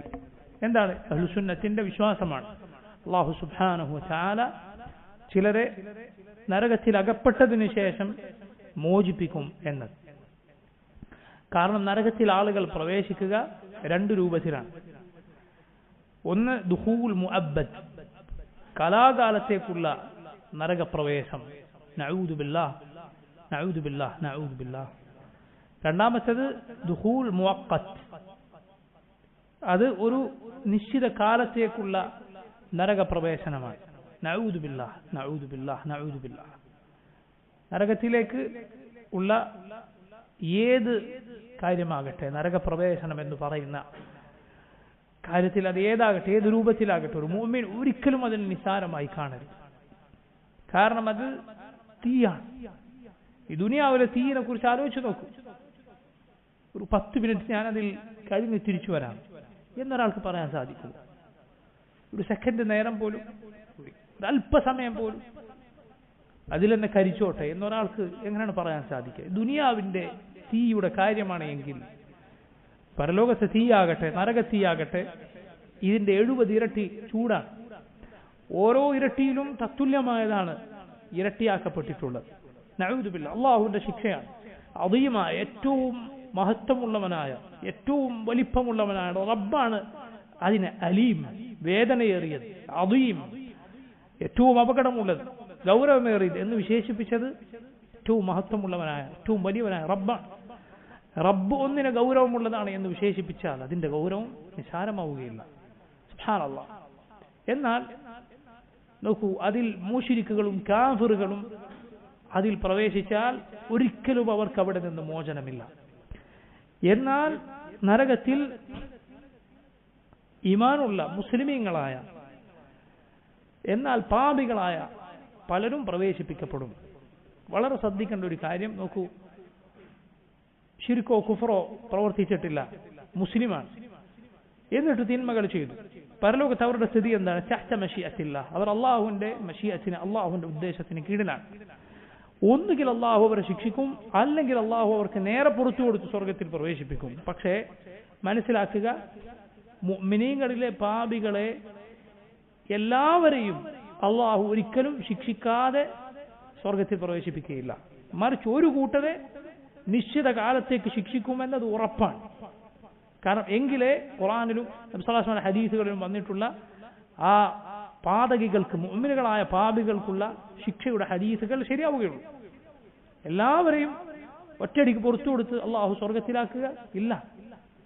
മറിച്ച് മുഅ്മിനുകളിൽ, മുസ്ലിമീങ്ങളിൽ അവരുടെ തിന്മയുടെ ഫലമായി നരകത്തിൽ നിശ്ചിത കാലം പ്രവേശിക്കുന്നവരുണ്ടാകുമെന്നത് തീർച്ചയാണ്. ഒരു കൂട്ടർ, മറ്റൊരു കൂട്ടർക്ക് അള്ളാഹു നരകത്തിൽ പ്രവേശിപ്പിക്കാതെ അവരെ സ്വർഗത്തിൽ പ്രവേശിപ്പിക്കുന്നതാണ്. എങ്ങനെയാണ് അവർ നരകത്തിലേക്ക് വീഴുക? അവർ നരകത്തിലേക്ക് വീഴുക സിറാത്ത് പാലത്തിന്റെ മുകളിൽ നിന്നാണ്. അത് കടന്നു പോകുമ്പോഴാണ് അവർ നരകത്തിലേക്ക് പതിക്കുക. നഊദു ബില്ലാഹ്. പിന്നീട് റബ്ബ് സുബ്ഹാനഹു വ തആല അവരെ നരകത്തിൽ നിന്ന് മോചിപ്പിക്കുന്നതാണ്. സഹീഹ് മുസ്ലിമിലെ ഹദീസുകളിൽ നമുക്ക് കാണാം, അവർ നരകത്തിൽ മരിക്കുന്നതാണ്. കുഫാറുകളാകട്ടെ നരകത്തിൽ മരിക്കുകയില്ല. എന്നാൽ മുഅ്മിനീങ്ങൾ അവരുടെ ശിക്ഷ അവരനുഭവിച്ചാൽ നരകത്തിൽ അവർ മരിക്കുന്നതാണ്, ഫഹ്മായി തീരുന്നതാണ്, കരിക്കട്ടയാകും. റബ്ബ് സുബ്ഹാനഹു വ തആല അവരെ മോചിപ്പിച്ച് അവരെ നരകത്തിൽ നിന്ന് പുറത്തേക്ക് കൊണ്ടുവരികയും മാഉൽ ഹയാത്ത് എന്നു പേരുള്ള ഒരു ജലാശയത്തിൽ, ഒരു നദിയിൽ അവരെ മുക്കിയെടുക്കുകയും ചെയ്യും. അപ്പോഴാണ് അവർ വിത്ത് അതിൽ നിന്ന് ചെടി മുളച്ചു പോകുന്നത് പോലെ ശരീരം നന്നായി അവർ പുറത്തേക്ക് വരിക. അവരെ അള്ളാഹു സ്വർഗത്തിൽ പ്രവേശിപ്പിക്കും. അവർ ജഹന്നമിയൂൻ എന്നാണ് അറിയപ്പെടുക, ജഹന്നമിൽ നിന്ന് വന്ന ആളുകൾ. പിന്നീട് റബ്ബ് സുബ്ഹാനഹു വ തആല അവരുടെ പേര് ഉതഖാഉൽ ജബ്ബാർ, അല്ലാഹു സുബ്ഹാനഹു വ തആല മോചിപ്പിച്ചവർ എന്നവർക്ക് പേര് നൽകുന്നതാണ്. ആദ്യം അവർ ജഹന്നമിയൂൻ എന്നാണ് അറിയപ്പെടുക. പിന്നീട് അവരുടെ പേര് മാറ്റി അൽ ജബ്ബാറായ റബ്ബ് സുബ്ഹാനഹു വ തആല മോചിപ്പിച്ചവർ എന്ന പേര് അവർക്ക് ലഭിക്കുന്നതാണ്. ഇത് അഹ്ലുസുന്നത്തിന്റെ മുഅ്മിനീങ്ങളുടെ വിശ്വാസമാണ്. നമ്മൾ വളരെ വളരെ ശ്രദ്ധിക്കുക. റസൂലുള്ളാഹി സ്വല്ലല്ലാഹു അലൈഹി വസല്ലം പറഞ്ഞിട്ടുണ്ട്, മുഅ്മിനീങ്ങൾ, സ്വർഗ്ഗവാസികളായ മുഅ്മിനീങ്ങൾ അല്ലാഹുവിനോട് പറയും, റബ്ബേ, അവർ ഞങ്ങളുടെ കൂടെ ദുനിയാവിൽ നിസ്കരിച്ചവരായിരുന്നു, നോമ്പെടുത്തവരായിരുന്നു, ഹജ്ജ് ചെയ്തവരായിരുന്നു, അവരെ മോചിപ്പിക്കണേ. സുബ്ഹാനല്ലാഹ്. അവിടെ നമ്മൾ പേടിക്കേണ്ട കാര്യം എന്താ? നിസ്കരിച്ചിരുന്ന, നോമ്പെടുത്തിരുന്ന, ഹജ്ജ് ചെയ്തിരുന്ന ചിലർ നരകത്തിൽ ഫഹ്മായി, കരിക്കട്ടയായി കിടക്കേണ്ടി വരും. എന്തിന്റെ പേരിൽ? അവരുടെ പാപങ്ങളുടെ പേരിൽ. വളരെ വളരെ നമ്മൾ ശ്രദ്ധിക്കുക, തിന്മകളെ ശ്രദ്ധിക്കുക. അള്ളാഹു നമ്മെ കാത്തിരക്ഷിക്കുമാറാകട്ടെ. നമുക്ക് അടുത്ത വരി എന്താണ്? അടുത്തത് പരലോക രംഗങ്ങളിൽ വളരെ പ്രധാനപ്പെട്ട മറ്റൊരു കാര്യമാണ് വിശദീകരിക്കുന്നത്. വഇന്ന റസൂലല്ലാഹി ലിൽ ഖൽഖി ശാഫിഉൻ, വഇന്ന റസൂലല്ലാഹി സ്വല്ലല്ലാഹു അലൈഹി വസല്ലം ലിൽ ഖൽഖി ശാഫിഉൻ വഖുൽ ഫീ അദാബിൽ ഖബ്രി ഹഖ്ഖുൻ മുവദ്ദഹു. അദാബുൽ ഖബറിന്റെ ഭാഗം നമ്മൾ നേരത്തെ പറഞ്ഞു കഴിഞ്ഞു.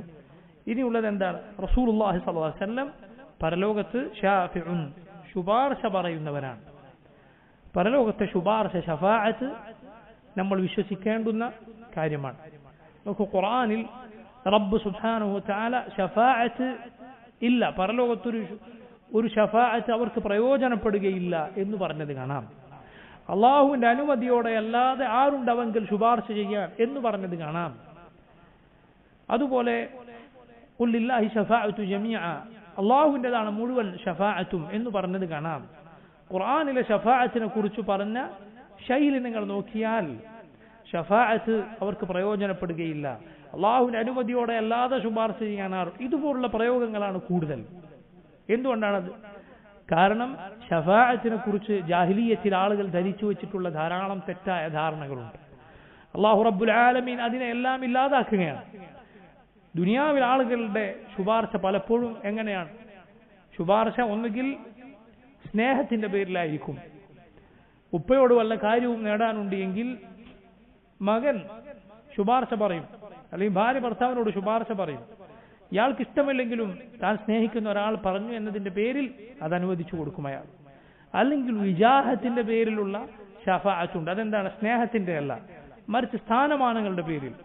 രാജാവിന്റെ അരികിൽ മന്ത്രി ശുപാർശ ചെയ്യുക, അല്ലെങ്കിൽ മന്ത്രിയുടെ അരികിൽ പാർട്ടിയുടെ നേതാവ് ശുപാർശ പറയുക. ഇയാൾക്ക് ആ കാര്യം ചെയ്യാൻ ഇഷ്ടമില്ലായിരിക്കും, എങ്കിൽ പോലും തന്റെ ഈ അടുത്ത അനുയായിയെ തെറ്റിക്കരുത്, അയാൾ തെറ്റിച്ചാൽ അയാളുടെ പിന്തുണ നഷ്ടപ്പെടും. ഇതുപോലുള്ള ഭയത്തിൽ ശുപാർശ സ്വീകരിക്കും. ഇത് രണ്ടും അള്ളാഹുവെങ്കിൽ ഒരിക്കലും അള്ളാഹുവിനെ കുറിച്ച് പറയാവതല്ല. മറിച്ച് പരലോക ശുപാർശ, അള്ളാഹു ഉണ്ടെന്ന് പറഞ്ഞ ശുപാർശ എന്നാൽ അത് അള്ളാഹുവിൻ്റെതാണ്, അതിന്റെ മുഴുവൻ ഉടമസ്ഥാവകാശം. ഖുൽ ലില്ലാഹി ശഫാഅത്തു ജമീഅ, പറയുക ശുപാർശ മുഴുവൻ റബ്ബിൻ്റെതാണ്. ഇബ്നുൽ ഖയ്യിം റഹിമഹുല്ലാഹ് അദ്ദേഹം പറഞ്ഞതുപോലെ ഹഖീഖത്തുൽ ഹാൽ, യഥാർത്ഥത്തിൽ അള്ളാഹു റബ്ബുൽ ആലമീൻ തന്നെ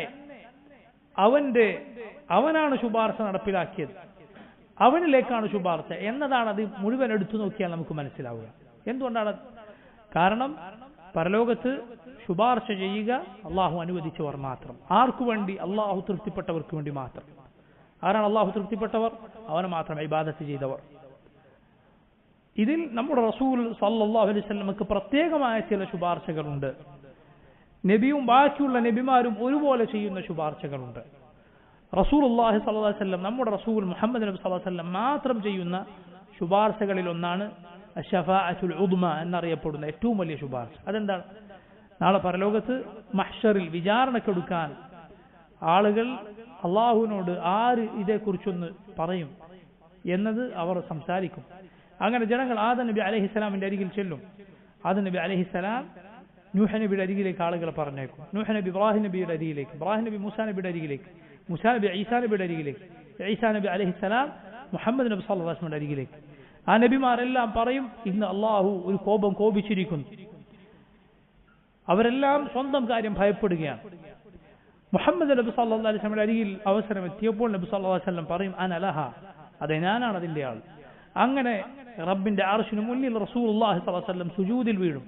അള്ളാഹു ഉദ്ദേശിച്ച കാലം അള്ളാഹു നബിക്ക് റബ്ബിനെ പുകഴ്ത്താനുള്ള ചില കാര്യങ്ങൾ മനസ്സിലിട്ട് കൊടുക്കും. റബ്ബിനെ നബി സല്ലല്ലാഹു അലൈഹി വസല്ലം അത് മുഖേന പുകഴ്ത്തും. ഒടുവിൽ റസൂലുള്ളാഹി സ്വല്ലല്ലാഹു അലൈഹി വസല്ലമയുടെ റബ്ബ് പറയും, യാ മുഹമ്മദ് ഇർഫഅ റഅസക് സൽ തുഅത വശ്ഫഅ തുശഫഅ. മുഹമ്മദ് ശിരസ് ഉയർത്തുക, ചോദിക്കുക, താങ്കൾ ചോദിക്കുക നൽകപ്പെടും. ശുപാർശ പറയുക, ശുപാർശ സ്വീകരിക്കപ്പെടും. പണ്ഡിതന്മാർ പറഞ്ഞത് കാണാം, അള്ളാഹു ശുപാർശ അനുവദിക്കുക മാത്രമല്ല, അള്ളാഹു കൽപ്പിച്ചിട്ടാണ് ശുപാർശ ചെയ്യുന്നത്. അള്ളാഹുവിന്റെ കൽപ്പന അനുസരിച്ചിട്ടാണ് ശുപാർശ ചെയ്യുന്നത്. ആർക്കേ ശുപാർശ പ്രയോജനപ്പെടൂ? സ്വർഗത്തിലെത്താനുള്ള ശുപാർശ അള്ളാഹുൽ പങ്കുചേർക്കാത്തവർക്ക് മാത്രം. എന്നാൽ ഈ ശുപാർശ എല്ലാവർക്കും വേണ്ടിയുള്ളതാണ്, എല്ലാവർക്കും വേണ്ടിയുള്ളതാണ്. കാരണം വിചാരണക്കെടുക്കുക എന്നത് എല്ലാവരുടെയും ആവശ്യമാണ്. അവിടെ മുഹമ്മദ് നബി സല്ലല്ലാഹു അലൈഹി വസല്ലമയുടെ ശ്രേഷ്ഠത സകല ആളുകൾക്കും വെളിവാകുന്നതാണ്, എല്ലാവർക്കും മനസ്സിലാകുന്നതാണ്. നമ്മുടെ റസൂൽ സല്ലല്ലാഹു അലൈഹി വസല്ലമക്ക് പ്രത്യേകമായ രണ്ടാമത്തെ ശുപാർശ സ്വർഗം തുറക്കാൻ വേണ്ടി, അതിലേക്ക് ആളുകൾ പ്രവേശിക്കാൻ വേണ്ടിയുള്ള ശുപാർശയാണ്. മുഹമ്മദ് നബി സല്ലല്ലാഹു അലൈഹി വസല്ലമയുടെ ശുപാർശയോടെ അല്ലാതെ സ്വർഗക്കാർ സ്വർഗത്തിൽ പ്രവേശിക്കുകയില്ല. സ്വർഗാവകാശികൾ സ്വർഗത്തിൽ പ്രവേശിക്കണോ, മുഹമ്മദ് നബി സല്ലല്ലാഹു അലൈഹി വസല്ലമയുടെ ശുപാർശ ഉണ്ടായിരിക്കണം. മൂന്നാമത് നമ്മുടെ റസൂൽ സല്ലല്ലാഹു അലൈഹി വസല്ലമക്ക് മാത്രമായുള്ള ശുപാർശയാണ് നബിയുടെ പിതൃവ്യൻ അബൂ താലിബിന് വേണ്ടിയുള്ള ശുപാർശ. സാധാരണ കുഫാറുകൾക്ക്, ഒരു കാഫിറിന് ഒരു ശുപാർശയും പരലോകത്ത് പ്രയോജനപ്പെടുകയില്ല, ഒരു ശുപാർശയും. എന്നാൽ അബൂ താലിബിന് മുഹമ്മദ് നബി സല്ലല്ലാഹു അലൈഹി വസല്ലമയുടെ ഒരു ശുപാർശ പ്രയോജനപ്പെടും. അബ്ബാസ് ബിൻ അബ്ദുൽ മുത്തലിബ് നബിയോട് ചോദിച്ചു, നബിയെ, അബൂ താലിബിന് താങ്കൾ എന്തെങ്കിലും ഉപകാരം പരലോകത്ത് ചെയ്തു കൊടുക്കുമോ? അദ്ദേഹം താങ്കളെ സഹായിച്ചിരുന്നു, വയഗ്ളബു ലക്, താങ്കൾക്ക് വേണ്ടി ജനങ്ങളോട് എതിരിട്ടിരുന്നു, കോപിച്ചിരുന്നു. നബി സല്ലല്ലാഹു അലൈഹി വസല്ലം പറഞ്ഞു, അതെ, ഞാനില്ലായിരുന്നുവെങ്കിൽ അബൂ താലിബ് നരകത്തിന്റെ അടിത്തട്ടിലായേനെ. ഞാൻ എന്റെ ശഫാഅത്ത് കൊണ്ട് അബൂ താലിബ് അല ദഹ്ദാഹിൻ മിനന്നാർ, നരകത്തിന്റെ മുകളിൽ അഥവാ കാലടി മാത്രം നരകത്തിലാകുന്ന അവസ്ഥയിൽ ആയിത്തീരും. അത് മുഖേന അബൂ താലിബിന്റെ തലച്ചോറ് തിളച്ചുമറിയും. നരകത്തിൽ ഏറ്റവും വലിയ ശിക്ഷ എനിക്കാണെന്നാണ് അദ്ദേഹത്തിന് തോന്നുക. പക്ഷെ അത് ഏറ്റവും നിസ്സാരമായ ശിക്ഷയാണ്. നോക്കൂ, നബി സല്ലല്ലാഹു അലൈഹി വസല്ലം ഇത്രയും സഹായം ചെയ്തു കൊടുത്തു, എന്നിട്ടും നരകമോചനത്തിന് നബിയുടെ ശുപാർശയില്ല. കാരണം സാധ്യമല്ല. മറിച്ച് എന്റെ അബൂ താലിബിന്റെ ഖാസായ ഒരു ശുപാർശ നബിയുടെ ഇത് ലഭിക്കുക, നരകത്തിന്റെ അടിത്തട്ടിൽ ഉണ്ടാകേണ്ടിയിരുന്ന അബൂ താലിബ് ആ ശിക്ഷയിൽ നിന്ന് ഇളവ് നൽകപ്പെടും. പക്ഷേ ശാശ്വതനായി നരകത്തിൽ തന്നെയാണ്. ഇത് മുഹമ്മദ് നബി സല്ലല്ലാഹു അലൈഹി വസല്ലമക്ക് പ്രത്യേകമായ ഒരു ശഫാഅത്താണ്. ഇനി ബാക്കിയുള്ള നബിമാരും മുഅ്മിനീങ്ങളും മലായിക്കത്തും ഒക്കെ ചെയ്യുന്ന ശുപാർശകളുണ്ട്. അതെന്താണ്? നരകത്തിൽ അകപ്പെട്ട ആളുകളെ മോചിപ്പിക്കാനുള്ള അള്ളാഹുവിനോടുള്ള ശഫാഅ, അതുപോലെ നരകത്തിൽ ആളുകൾ പ്രവേശിക്കാതിരിക്കാനുള്ള ശഫാഅത്ത്. ഇതുപോലുള്ള ശഫാഅത്തുകൾ ബാക്കിയുള്ള നബിമാരും അതുപോലെ മുഅ്മിനുകളും മലായിക്കത്തുമെല്ലാം നിർവഹിക്കുന്നതാണ് എന്ന് ഹദീസുകളിൽ കാണാം. ഇൻഷാ അല്ലാഹ് ബാക്കി ഭാഗം നമുക്ക് വരുന്ന ദർസിൽ വിശദീകരിക്കാം. والله تعالى أعلم وصلى الله وسلم وبارك على عبده ورسوله نبينا محمد وآله وصحبه أجمعين. سبحانك اللهم وبحمدك أشهد أن لا إله إلا أنت أستغفرك وأتوب إليك. السلام عليكم ورحمة الله وبركاته.